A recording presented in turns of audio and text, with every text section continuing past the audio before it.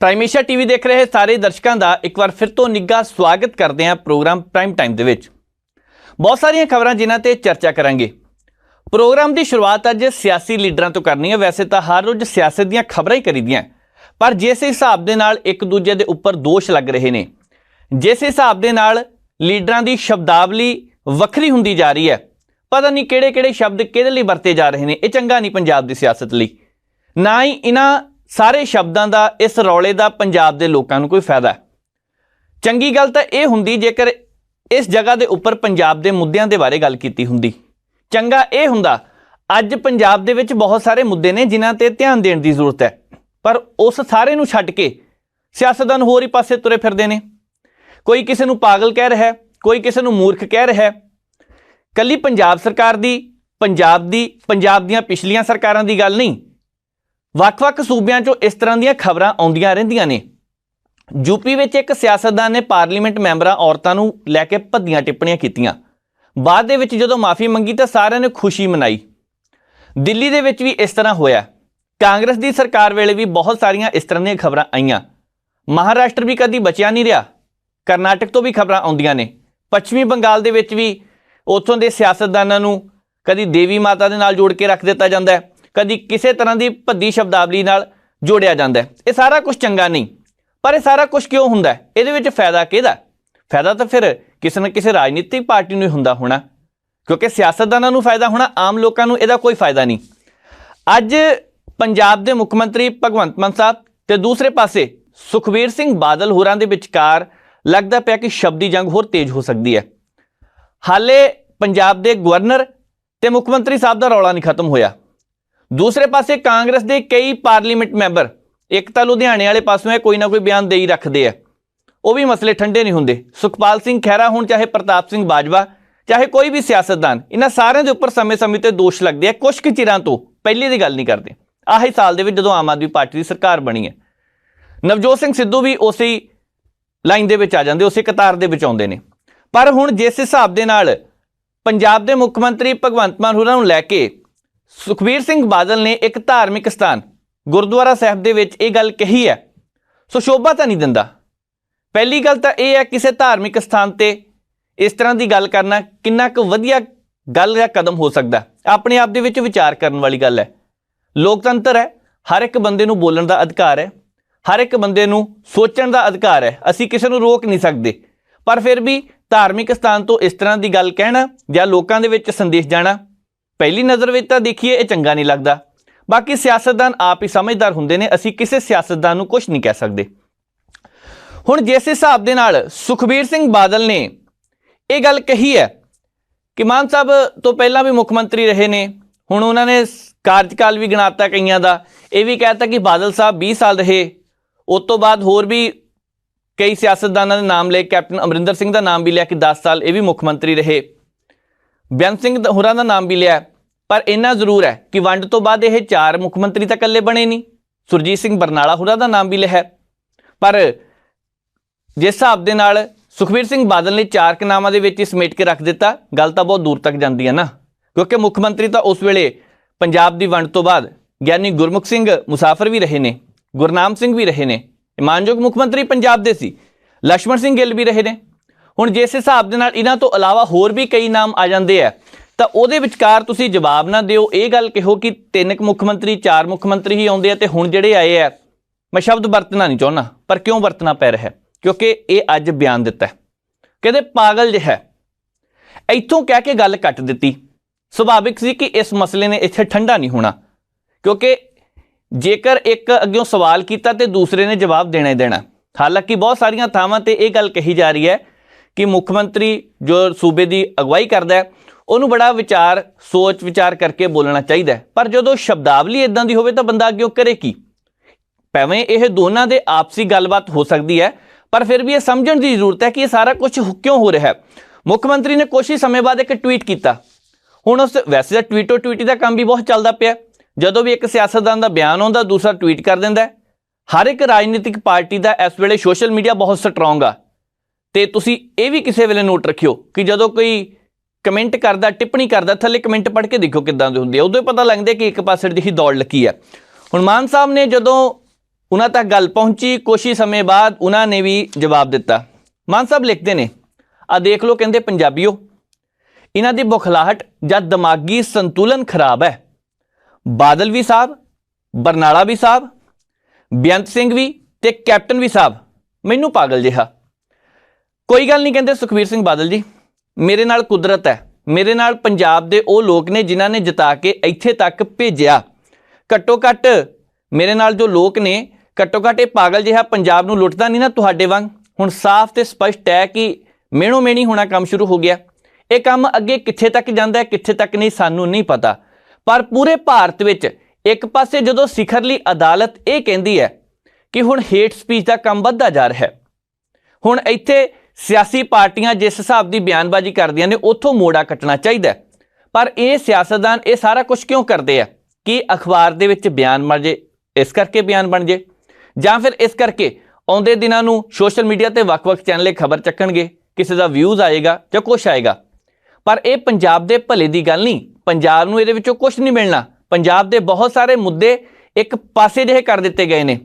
ਮੌਜੂਦਾ ਸਮੇਂ ਦੇ ਦੌਰਾਨ ਜੇਕਰ ਇਸ ਗੱਲ ਤੇ ਚਰਚਾ ਕੀਤੀ ਜਾਵੇ, ਉਦਾਹਰਨ ਦੇ ਤੌਰ ਤੇ ਜਦੋਂ ਕਾਂਗਰਸ ਦੀ ਸਰਕਾਰ ਸੀ ਤਾਂ ਉਸ ਵੇਲੇ ਆਮ ਆਦਮੀ ਪਾਰਟੀ ਓਪੋਜੀਸ਼ਨ ਵਿੱਚ, ਉਹੀ ਸੁਖਬੀਰ ਸਿੰਘ ਬਾਦਲ ਜੋ ਇਸ ਵੇਲੇ ਸ਼ਬਦੀ ਹਮਲਾ ਕਰ ਰਹੇ ਨੇ ਜਾਂ ਨਵੇਂ-ਨਵੇਂ ਸ਼ਬਦ ਘੜ ਕੇ ਲਿਆ ਰਹੇ ਨੇ, ਤਾਂ ਨਜਾਇਜ਼ ਮਾਈਨਿੰਗ ਦਾ ਮੁੱਦਾ ਬਹੁਤ ਉੱਠਿਆ। ਚਿੱਟੇ ਰੰਗ ਦੇ ਕੁੜਤੇ ਪਜਾਮੇ ਪਾ ਕੇ ਬਿਕਰਮ ਸਿੰਘ ਮਜੀਠੀਆ ਤੇ ਸੁਖਬੀਰ ਸਿੰਘ ਬਾਦਲ ਉਹ ਤਲਵਾੜੇ ਵਾਲੇ ਪਾਸੇ, ਮੁਕੇਰੀਆਂ, ਦਸੂਹਾ, ਤਲਵਾੜਾ, ਇਹਨਾਂ ਇਲਾਕਿਆਂ ਦੇ ਵਿੱਚ ਨਜਾਇਜ਼ ਮਾਈਨਿੰਗ ਹੋ ਰਹੀ ਸੀ। ਇਹਨਾਂ ਨੇ ਬਹੁਤ ਸੋਹਣਾ ਮੁੱਦਾ ਚੁੱਕਿਆ, ਬਹੁਤ ਵੱਡੇ ਪੱਧਰ ਤੇ ਮੀਡੀਆ ਉੱਥੇ ਪਹੁੰਚਿਆ। ਵੱਖਰੀ ਗੱਲ ਸੀ ਕਿ 2-3 ਜਣਿਆਂ ਤੇ ਕਾਰਵਾਈ ਹੋਈ ਹੈ, ਬਾਕੀ ਰਿਪੋਰਟਾਂ ਬਾਅਦ 'ਚ ਕਦੀ ਆਈਆਂ ਨਹੀਂ। ਬਿਆਸ ਦਰਿਆ ਦੇ ਕਿਨਾਰਿਆਂ ਤੇ, ਸਤਲੁਜ ਦਰਿਆ ਦੇ ਕਿਨਾਰਿਆਂ ਤੇ ਇਹਨਾਂ ਨੇ ਜਾ ਕੇ ਨਜਾਇਜ਼ ਮਾਈਨਿੰਗ ਰੁਕਵਾਈ। ਚੰਗਾ ਕਦਮ ਸੀ। ਪਰ ਜਦੋਂ ਦੀ ਸਰਕਾਰ ਬਣੀ ਹੈ ਉਸ ਤੋਂ ਬਾਅਦ ਇਸ ਤਰ੍ਹਾਂ ਦੀ ਕਦੀ ਕੋਈ ਕਾਰਵਾਈ ਸੁਣਨ ਨੂੰ ਮਿਲੀ ਨਹੀਂ। ਰੌਲਾ ਤਾਂ ਪੈਂਦਾ ਰਹਿੰਦਾ ਨਜਾਇਜ਼ ਮਾਈਨਿੰਗ ਹੋ ਰਹੀ ਹੈ। ਜੇਕਰ ਹੋ ਰਹੀ ਹੈ ਤਾਂ ਇਸ ਵੇਲੇ ਕੀ ਇਹ ਸਿਆਸਤਦਾਨ ਆਪਣੇ ਕੰਮਾਂ ਦੇ ਵਿੱਚ ਜ਼ਿਆਦਾ ਰੁੱਝ ਗਏ ਨੇ ਜਾਂ ਕੀ ਹੈ? ਕੋਈ ਕਹਿ ਰਿਹਾ ਕਿ ਸੁਖਬੀਰ ਸਿੰਘ ਬਾਦਲ ਇਸ ਵੇਲੇ ਵਿਦੇਸ਼ੀ ਦੌਰੇ ਤੇ ਨੇ। ਹੋ ਸਕਦਾ ਉੱਥੇ ਕਿਸੇ ਧਾਰਮਿਕ ਸਥਾਨ ਤੇ ਗੱਲ ਕਹੀ ਹੋਵੇ ਜਾਂ ਕੋਈ ਗੱਲ ਪੁਰਾਣੀ ਹੋਵੇ, ਪਤਾ ਨਹੀਂ ਅਜੇ ਤੱਕ ਲੱਗਿਆ। ਪਰ ਇੰਨਾ ਜ਼ਰੂਰ ਹੈ ਕਿ ਜਿਸ ਤਰ੍ਹਾਂ ਦੀ ਇਹ ਸ਼ਬਦਾਵਲੀ ਵਰਤੀ ਜਾ ਰਹੀ ਹੈ, ਜਿਸ ਤਰ੍ਹਾਂ ਦੇ ਇਹ ਗੱਲਬਾਤ ਦਾ ਸਿਲਸਿਲਾ ਸ਼ੁਰੂ ਹੋ ਚੁੱਕਿਆ ਹੈ, ਇਹਦੇ ਨਾਲ ਕਿਸੇ ਦਾ ਭਲਾ ਹੋਣ ਵਾਲਾ ਨਹੀਂਗਾ। ਸਿਆਸੀ ਰੰਜਿਸ਼ਾਂ, ਨਿੱਜੀ ਕੀੜਾਂ ਜਾਂ ਜੋ ਮਰਜ਼ੀ ਕਹਿ ਲਈਏ, ਇਹੀ ਹੋ ਸਕਦੀਆਂ ਨੇ। ਪੰਜਾਬ ਦੇ ਲੋਕਾਂ ਨੂੰ ਇਹਨਾਂ ਸਾਰੀਆਂ ਚੀਜ਼ਾਂ ਦਾ ਕੋਈ ਵੀ ਫਾਇਦਾ ਨਹੀਂ। ਤੇ ਜਦੋਂ ਪੰਜਾਬ ਦੀ ਗੱਲ ਕਰਦੇ ਹਾਂ, ਇਸ ਵੇਲੇ ਪੰਜਾਬ ਦੇ ਵਿੱਚ ਹੋਰ ਵੀ ਬਹੁਤ ਸਾਰੇ ਸਿਆਸਤਦਾਨ ਨੇ ਜਿਨ੍ਹਾਂ ਤੇ ਦੋਸ਼ ਲੱਗਦੇ ਪਏ ਆ। ਉਹਦੇ ਵਿੱਚ ਬੀਬੀ ਸਰਬਜੀਤ ਕੌਰ ਮਾਣੂਕੇ, ਪਿਛਲੇ ਦਿਨਾਂ ਦਾ ਇੱਕ ਕੋਠੀ ਨੂੰ ਲੈ ਕੇ ਬਹੁਤ ਰੌਲਾ। ਮਾਲਕ ਕੋਠੀ ਦਾ ਇੱਕ ਹੁੰਦਾ, ਫਿਰ ਪਾਵਰ ਆਫ ਅਟਰਨੀ ਦੀ ਗੱਲ ਚੱਲਦੀ ਹੈ, ਇੱਕ ਮਾਲਕ ਹੋਰ ਨਿਕਲ ਕੇ ਆ ਜਾਂਦਾ ਹੈ। ਕੋਠੀ ਅਸਲ ਦੇ ਵਿੱਚ ਕਿਹੜੀ ਹੈ ਸਪਸ਼ਟ ਨਹੀਂ ਹੁੰਦਾ ਪਿਆ। ਕਾਨੂੰਨੀ ਤੌਰ ਤੇ ਲਿਖਣ ਕੇ ਦੇਣਾ ਪੈ ਗਿਆ ਕਿ ਇਹ ਕੋਠੀ ਕਿਹਦੀ ਹੈ, ਇਹ ਲੱਭਿਆ ਜਾਵੇ। ਬੀਬੀ ਸਰਬਜੀਤ ਕੌਰ ਮਾਣੂਕੇ ਤੇ ਜੋ ਦੋਸ਼ ਲੱਗਦੇ ਪਏ ਆ ਕਿ ਇਹਨਾਂ ਨੇ ਇੱਕ NRI ਦੀ ਕੋਠੀ ਤੇ ਕਬਜ਼ਾ ਕਰ ਲਿਆ। ਤੁਸੀਂ ਦੇਖਿਆ ਕਿ ਕੁਝ ਦਿਨ ਪਹਿਲਾਂ, 4 ਜਾਂ 5 ਦਿਨ ਪਹਿਲਾਂ ਦੀ ਗੱਲ ਹੈ, ਇੱਕ ਵਿਦੇਸ਼ ਤੋਂ NRI ਔਰਤ ਆਏ ਨੇ। ਉਹਨਾਂ ਨੇ ਖੁਲਾਸਾ ਕੀਤਾ ਕਿ ਬੀਬੀ ਜੀ ਹੁਣਾਂ ਨੇ ਕੋਠੀ ਤੇ ਕਬਜ਼ਾ ਕੀਤਾ ਹੋਇਆ। ਅੱਜ ਪ੍ਰੈਸ ਕਾਨਫਰੰਸ ਕੀਤੀ ਬੀਬੀ ਮਾਣੂਕੇ ਹੁਰਾਂ ਨੇ। ਸਾਰੇ ਸਬੂਤ ਜੋ ਕਾਗਜ਼ ਸੀਗੇ, ਜੋ ਉਹਨਾਂ ਨੇ ਸਮਝੌਤਾ ਸੀਗਾ ਉਹਨਾਂ ਦਾ, ਜਾਂ ਉਸ ਵੇਲੇ ਜੋ ਲਿਖਤੀਨਾਮਾ ਹੋਇਆ ਸੀ, ਉਹ ਲੈ ਕੇ ਹਾਜ਼ਰ ਹੋ ਗਏ। ਉਹ ਕਹਿੰਦੇ ਆ ਦੇਖੋ ਮੇਰੇ ਕੋਲ ਸਾਰੇ ਕਾਗਜ਼ ਨੇ। ਸਮਾਂ ਰਹਿਣ ਤੋਂ ਪਹਿਲਾਂ ਇੱਕ ਥਾਂ ਤੇ ਮੈਂ ਕੋਠੀ ਲਈ ਸੀ, ਉਹ ਚਾਬੀਆਂ ਵਾਪਸ ਕਰ ਦਿੱਤੀਆਂ। ਸਮਾਂ ਰਹਿਣ ਤੋਂ ਪਹਿਲੇ ਹੁਣ ਵੀ ਚਾਬੀਆਂ ਵਾਪਸ ਕਰਤੀਆਂ, ਪਰ ਇੱਕ ਭੰਬਲ ਭੂਸਾ ਸੀ, ਉਹ ਇਹ ਕਿ ਚਾਬੀਆਂ ਦਿੱਤੀਆਂ ਕਿਹਨੂੰ ਜਾਣ। ਹੁਣ ਇਹ ਪ੍ਰਸ਼ਾਸਨ ਦੀ ਜ਼ਿੰਮੇਵਾਰੀ ਹੈ। ਉਹਨਾਂ ਨੇ ਕਿਹਾ ਕਿ ਮੈਂ SSP ਨੂੰ ਵੀ ਲਿਖ ਕੇ ਦੇ ਦਿੱਤਾ, ਉੱਥੋਂ DC ਸਾਹਿਬ ਦੇ ਧਿਆਨ ਦੇ ਵਿੱਚ ਵੀ ਗੱਲ ਹੈਗੀ ਆ, SDM ਦੇ ਧਿਆਨ ਦੇ ਵਿੱਚ ਵੀ ਇਹ ਗੱਲ ਹੈਗੀ ਆ। ਕਾਨੂੰਨੀ ਤੌਰ ਤੇ ਜਿਹੜਾ ਅਸਲ ਦੇ ਵਿੱਚ ਉਸ ਕੋਠੀ ਦਾ ਮਾਲਕ ਹੈ ਉਹਨੂੰ ਚਾਬੀਆਂ ਦੇ ਦਿੱਤੀਆਂ ਜਾਣ। ਪਰ ਆਪਣੇ ਵੱਲੋਂ ਉਹਨਾਂ ਨੇ ਸਪਸ਼ਟ ਕਰ ਦਿੱਤਾ ਕਿ ਮੈਂ ਚਾਬੀਆਂ ਮੋੜ ਦਿੱਤੀਆਂ, ਅੱਜ ਤੋਂ ਬਾਅਦ ਮੇਰੀ ਕੋਈ ਜ਼ਿੰਮੇਵਾਰੀ ਨਹੀਂ। ਤੇ ਜੇਕਰ ਜ਼ਿੰਮੇਵਾਰੀ ਨਹੀਂ ਤੇ ਫਿਰ ਦੋਸ਼ ਕਿਉਂ ਲੱਗ ਰਿਹਾ ਇਸ ਵੇਲੇ? ਸਵਾਲ ਤਾਂ ਇਹ ਵੀ ਖੜਾ ਹੁੰਦਾ ਨਾ। 4 ਦਿਨ ਪਹਿਲਾਂ ਜਿਹੜੇ ਦੋਸ਼ ਲੱਗੇ ਆ, ਕੀ ਰੌਲਾ ਪੈਣ ਤੋਂ ਬਾਅਦ ਚਾਬੀਆਂ ਛੱਡੀਆਂ ਗਈਆਂ? ਕੀ ਚਾਬੀਆਂ ਨਾ ਛੱਡਣ ਦੀ ਕੋਈ ਵਜ੍ਹਾ ਸੀ? ਪਿਛਲੇ ਸਮੇਂ ਦੇ ਦੌਰਾਨ ਬਹੁਤ ਸਾਰੇ ਸਿਆਸਤਦਾਨ ਇਸ ਤਰ੍ਹਾਂ ਦੇ ਹੁੰਦੇ ਨੇ ਜਿਹੜੇ ਰੋਹਬ ਰੱਖਦੇ ਆ, ਜਿਨ੍ਹਾਂ ਨੇ ਪਰ ਕੋਠੀਆਂ ਦੱਬਣ ਦੇ ਦੋਸ਼ ਰਹਿੰਦੇ ਆ। ਵੱਡੇ ਵੱਡੇ ਹੋਟਲ, ਕੁਝ ਵੀ ਹੋਵੇ, ਇਹ ਦੱਬਣ ਦੇ ਹਮੇਸ਼ਾ ਹੀ ਦੋਸ਼ ਲੱਗਦੇ ਰਹਿੰਦੇ ਆ।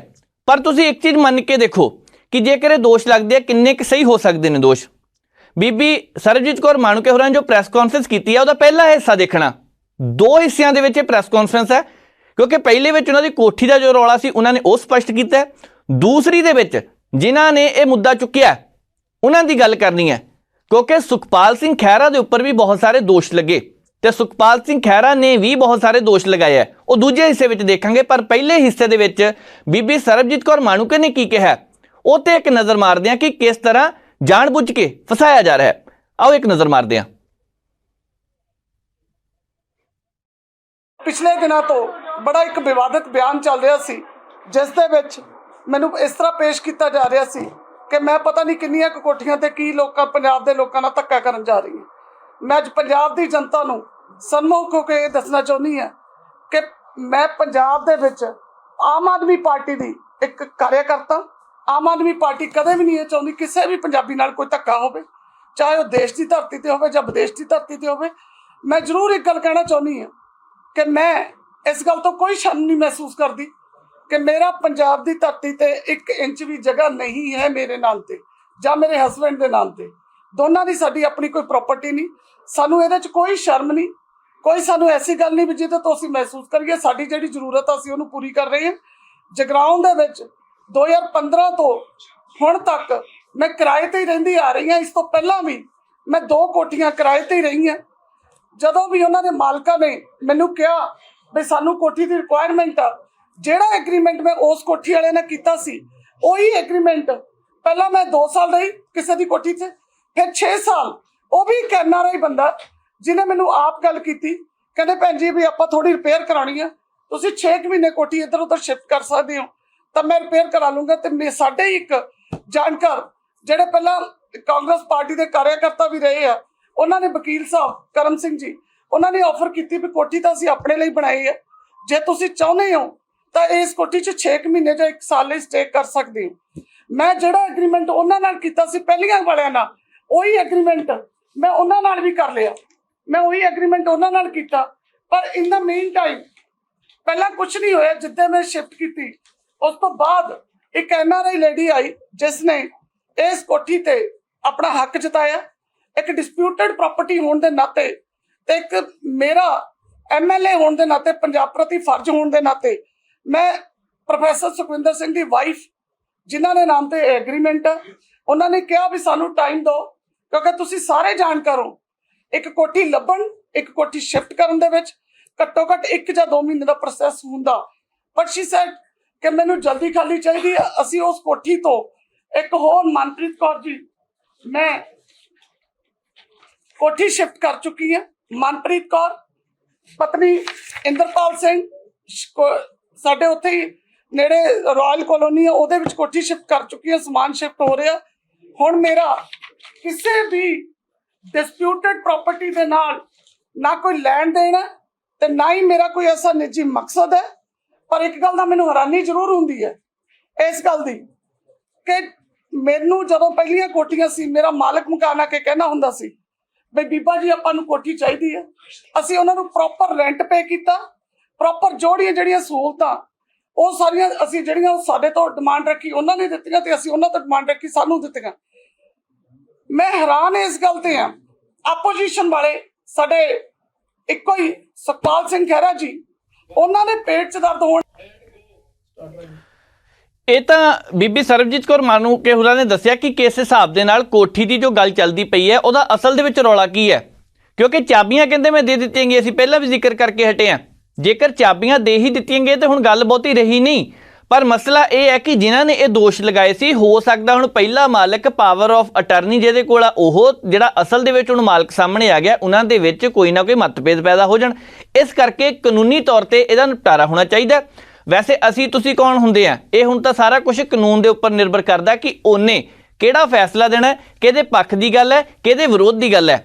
ਦੂਸਰੇ ਪਾਸੇ ਜਿਹੜੀ ਹੁਣ ਗੱਲ ਹੋਰ ਜ਼ਿਆਦਾ ਚਿੰਤਾ ਦਾ ਵਿਸ਼ਾ, ਸਭ ਤੋਂ ਪਹਿਲਾਂ ਜਦੋਂ ਇਹ ਮੁੱਦਾ ਚੁੱਕਿਆ ਤਾਂ ਸੁਖਪਾਲ ਸਿੰਘ ਖਹਿਰਾ ਨੇ ਉਠਾਇਆ ਸੀ। ਸੁਖਪਾਲ ਸਿੰਘ ਖਹਿਰਾ ਨੇ ਉਸ ਦਿਨ ਪ੍ਰੈਸ ਕਾਨਫਰੰਸ ਕਰਕੇ ਕਿਹਾ ਕਿ ਦੱਬ ਲਈ ਕੋਠੀ, ਬਹੁਤ ਗੱਲਾਂ ਕਹੀਆਂ ਗਈਆਂ, ਬਹੁਤ ਸਾਰੇ ਦੋਸ਼ ਲੱਗੇ। ਹਾਲਾਂਕਿ ਜਦੋਂ ਨਵਾਂ ਮੁੱਦਾ ਹੁੰਦਾ ਤੇ ਬਹੁਤ ਸਾਰੇ ਸੋਸ਼ਲ ਮੀਡੀਆ ਵਰਤਣ ਵਾਲੇ ਐਨ ਪਹਿਲਾਂ ਅੱਗ ਵਾਂਗੂ ਸ਼ੇਅਰ ਕਰਦੇ ਨੇ। ਉਹਨਾਂ ਦੇ ਦਿਮਾਗ 'ਚ ਕਿਹੜਾ ਇਹ ਹੁੰਦਾ ਕਿ ਇਹ ਅਸਲੀ ਹੈ, ਨਕਲੀ ਹੈ, ਸਹੀ ਹੈ, ਇਹਦੀ ਪੜਤਾਲ ਹੋਈ ਹੈ। 3-4 ਦਿਨ ਵੱਖ-ਵੱਖ ਮੀਡੀਆ ਦੇ ਅਦਾਰਿਆਂ ਦੇ ਵਿੱਚ ਇਹ ਖਬਰ ਅੱਗ ਦੇ ਵਾਂਗੂ ਫੈਲਦੀ ਰਹੀ। ਅੱਜ ਉਹੀ ਮੀਡੀਆ ਅਦਾਰਿਆਂ ਦੇ ਵਿੱਚੋਂ ਬਹੁਤ ਸਾਰੇ ਇਸ ਤਰ੍ਹਾਂ ਦੇ ਵੀ ਹੈ ਜਿਨ੍ਹਾਂ ਨੇ ਹੁਣ ਦੂਜੇ ਪਾਸੇ ਨੂੰ ਖਬਰ ਚਲਾਉਣੀ ਹੈ ਚਲੋ ਮੀਡੀਆ ਦਾ ਇਹ ਕੰਮ ਹੈ, ਉਹਨਾਂ ਦੀ ਇਹ ਜ਼ਿੰਮੇਵਾਰੀ ਹੈ ਕਿ ਦੋਨੇ ਪੱਖ ਦੇਖੇ ਜਾਣ, ਅਸਲ ਦੇ ਵਿੱਚ ਜਿਹੜਾ ਪੱਖ ਹੈ ਲੋਕ ਉਹਨੂੰ ਸਮਝਣ। ਹੁਣ ਇਹਦੇ ਵਿੱਚੋਂ ਇੱਕ ਪੱਖ ਇਹ ਵੀ ਨਿਕਲਦਾ ਪਿਆ ਜਿਸ ਹਿਸਾਬ ਦੇ ਨਾਲ ਬੀਬੀ ਮਾਣੂਕੇ ਨੇ ਕਿਹਾ ਕਿ ਘਰ ਤਾਂ ਇੱਕ ਸੁਖਪਾਲ ਸਿੰਘ ਖਹਿਰੇ ਦਾ ਵੀ ਹੈਗਾ ਤੇ ਉੱਥੇ ਸੜਕ ਵੀ ਨਿਕਲਦੀ ਹੈ। ਸੁੱਖ ਦੇ ਨਾਲ ਸੜਕ ਦੇ ਉੱਪਰ ਜਿਹੜਾ ਪਲਾਟ ਹੈ ਉਹਦੀ ਕੀਮਤ ਵੀ ਬਹੁਤ ਸੀਗੀ ਤੇ ਜ਼ਮੀਨ ਦਾ ਵੀ ਰੌਲਾ ਕੁਛ ਹੈਗਾ ਕਿ ਕਿੱਲੇ ਕਿੱਦਾਂ ਵੱਧ ਗਏ। ਹੁਣ ਇਹ ਤਾਂ ਦੱਸਣਾ ਪੈਣਾ, ਸੁਖਪਾਲ ਸਿੰਘ ਖਹਿਰਾ ਨੂੰ ਜਵਾਬ ਦੇਣ ਜੇ ਦੇਣਾ ਉਹਨਾਂ ਨੇ ਤਾਂ ਮਰਜ਼ੀ ਹੈ ਉਹਨਾਂ ਦੀ, ਪਰ ਇਲਾਕੇ ਦੇ ਲੋਕ ਕਾਰਵਾਈ ਕਰਨ ਨੂੰ ਤਿਆਰ ਬੈਠੇ ਆ। ਬੀਬੀ ਮਾਣੂਕੇ ਨੇ ਇਹ ਵੀ ਗੱਲ ਕਹੀ ਹੈ। ਦੂਜੀ ਗੱਲ ਇਹ ਵੀ ਦੱਸੀ ਹੈ ਕਿ ਜੇਕਰ ਕਾਰਵਾਈ ਕਰਦੇ ਆ ਕਿ ਨਹੀਂ ਪਤਾ ਨਹੀਂ, ਪਰ ਗੱਲ ਅਦਾਲਤ ਵਿੱਚ ਜਾ ਸਕਦੀ ਹੈ, ਮਾਣਹਾਨੀ ਦਾ ਕੇਸ ਕੀਤਾ ਜਾ ਸਕਦਾ ਹੈ ਕਿ ਮੈਨੂੰ ਬਦਨਾਮ ਕਰਨ ਦੀ ਕੋਸ਼ਿਸ਼ ਕੀਤੀ ਗਈ ਹੈ। ਅਸੀਂ ਫਿਰ ਕਹਿੰਦੇ ਹਾਂ ਕਾਨੂੰਨੀ ਪੱਖ ਜੋ ਵੀ ਹੈ ਸਾਫ਼ ਤੇ ਸਪਸ਼ਟ ਹੋਣਾ ਚਾਹੀਦਾ, ਨਤਾਰਾ ਹੋਣਾ ਚਾਹੀਦਾ, ਲੋਕਾਂ ਦੇ ਸਾਹਮਣੇ ਸੱਚ ਆਉਣਾ ਚਾਹੀਦਾ। ਪਰ ਸੁਖਪਾਲ ਸਿੰਘ ਖਹਿਰਾ ਦੇ ਬਾਰੇ ਬੀਬੀ ਸਰਬਜੀਤ ਕੌਰ ਮਾਣੂਕੇ ਨੇ ਕੀ ਕਿਹਾ ਉਹ ਵੀ ਦੇਖਦੇ ਹਾਂ।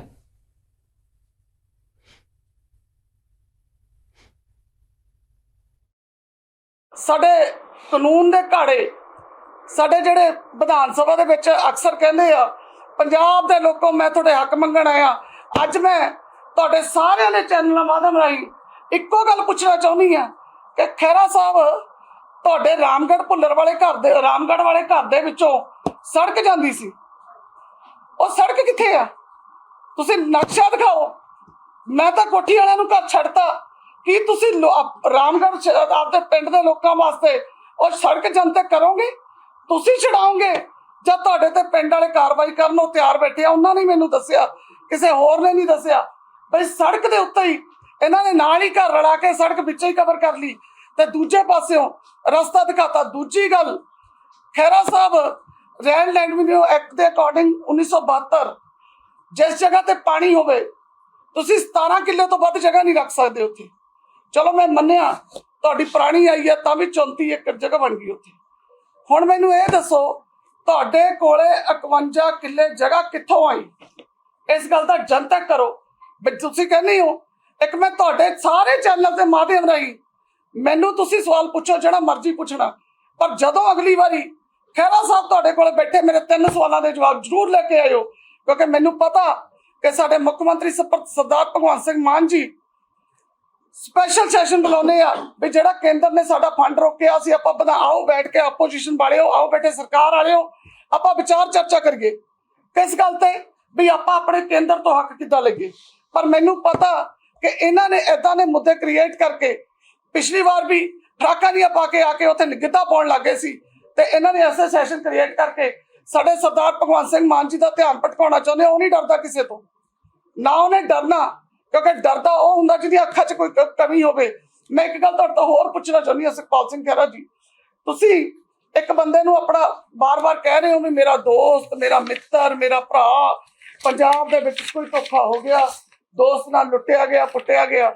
ਮੈਂ ਤੁਹਾਨੂੰ ਪੁੱਛਣਾ ਚਾਹੁੰਦੀ ਹਾਂ, ਸਿਟੀ ਥਾਣੇ ਜਗਰਾਉਂ ਦੇ ਵਿੱਚ 62/10 ਅੰਡਰ ਸੈਕਸ਼ਨ ਤੁਹਾਡੇ ਦੋਸਤ ਤੇ 21/6185 NDPS ਦਾ ਪਰਚਾ, ਇਹ ਉਦੋਂ ਦਾ ਹੀ ਪਰਚਾ, ਇਹ ਉਦੋਂ ਦਾ ਹੀ ਹੈ ਜਦੋਂ ਤੁਹਾਡੇ ਤੇ ਹੋ ਰਿਹਾ ਸੀ, ਜਦੋਂ ਤੁਸੀਂ ਕੋਰਟਾਂ 'ਚ ਭੱਜੇ ਫਿਰਦੇ ਸੀ। ਇਹ ਉਹੀ ਹੈ। ਤੇ ਜਰਾ ਇਹ ਵੀ ਦੱਸ ਦਿਓ, ਉਸ ਪਰਚੇ 'ਚ ਲਿਖਿਆ ਕਿ ਨਹੀਂ ਕਿ ਜਿਹੜੇ ਦੋਸਤ ਦੀ ਤੁਸੀਂ ਬਾਰ-ਬਾਰ ਗੱਲ ਕਰਦੇ ਆ ਉਹ ਕੁੱਤਿਆਂ ਦੇ ਵਿੱਚ, ਕੁੱਤਿਆਂ ਦੀਆਂ ਲੱਤਾਂ 'ਚ ਨਸ਼ੇ ਦਾ ਪਾ ਕੇ ਮਟੀਰੀਅਲ ਉਹ ਸਮਗਲ ਕਰਦਾ ਸੀ ਤੇ ਉਹਨੂੰ ਮੁੜ ਕੇ ਪੁਲਿਸ ਨੇ ਇਸ ਕੇਸ ਦੇ ਵਿੱਚ ਫੜਿਆ। ਮੈਂ ਇੱਕੋ ਹੀ ਗੱਲ ਕਹਿਣੀ ਹੈ ਖਹਿਰਾ ਸਾਹਿਬ, ਤੁਸੀਂ ਬਹੁਤ ਸੂਝਵਾਨ ਹੋ, ਬੇਬਾਕ ਹੋ। ਮੈਂ ਇੱਕੋ ਹੀ ਗੱਲ ਬਾਰ-ਬਾਰ ਕਹਿਣੀ ਚਾਹੁੰਦੀ ਹਾਂ ਤੁਹਾਨੂੰ, ਸੂਝਵਾਨ ਹੋ, ਬੇਬਾਕ ਹੋ, ਸਾਰਾ ਕੁਝ ਤੁਹਾਡੇ ਕੋਲ ਆ। ਜਦੋਂ ਅਗਲੀ ਵਾਰੀ ਜਨਤਾ ਦੇ ਵਿੱਚ ਆਏ ਤੇ ਮੈਨੂੰ ਇੱਕ ਗੱਲ ਦਾ ਹੋਰ ਜਵਾਬ ਦੇ ਦਿਓ। ਸਰਬਜੀਤ ਕੌਰ ਮਾਣੂਕੇ ਸਾਰੇ ਚੈਨਲ ਦੇ ਮਾਧਿਅਮ ਲਈ ਅੱਜ ਇੱਕ ਠੋਕ ਕੇ ਕਹਿੰਦੀ ਹੈ ਕਿ ਜੇ ਕਿਸੇ ਦੀ ਕੋਠੀ ਤੇ ਉਹਨੇ ਕਿਰਾਏ ਤੇ ਲਈ ਤੇ ਚਾਬੀਆਂ ਦਿੱਤੀਆਂ, ਉਸ ਕੋਠੀ ਨੂੰ ਚਾਬੀਆਂ ਦਿੱਤੀਆਂ। ਪਿਛਲੇ 5 ਸਾਲ ਵਿਧਾਨ ਸਭਾ ਦੇ ਵਿੱਚ ਰੌਲਾ ਪੈਂਦਾ ਰਿਹਾ, ਤੁਹਾਡਾ ਜਿਗਰੀ ਯਾਰ ਰੌਲਾ ਪਾਉਂਦਾ ਰਿਹਾ ਜਿਹਦੇ ਨਾਲ ਤੁਹਾਡੇ ਕਦੇ ਬਿਜ਼ਨਸ ਸਾਂਝੇ ਸੀ, ਵੀ ਇਹ ਤੋਂ ਪੁੱਛੋ ਜਿਹੜੀ ਕੋਠੀ ਇਹਨੇ ਕਿਰਾਏ ਤੇ ਲਈ ਸੀ ਉਹਦਾ ਮਾਲਕ ਕਿੱਥੇ ਆ, ਉਹਦਾ ਮਾਲਕ ਕਿੱਦਾਂ ਬਣ ਗਿਆ।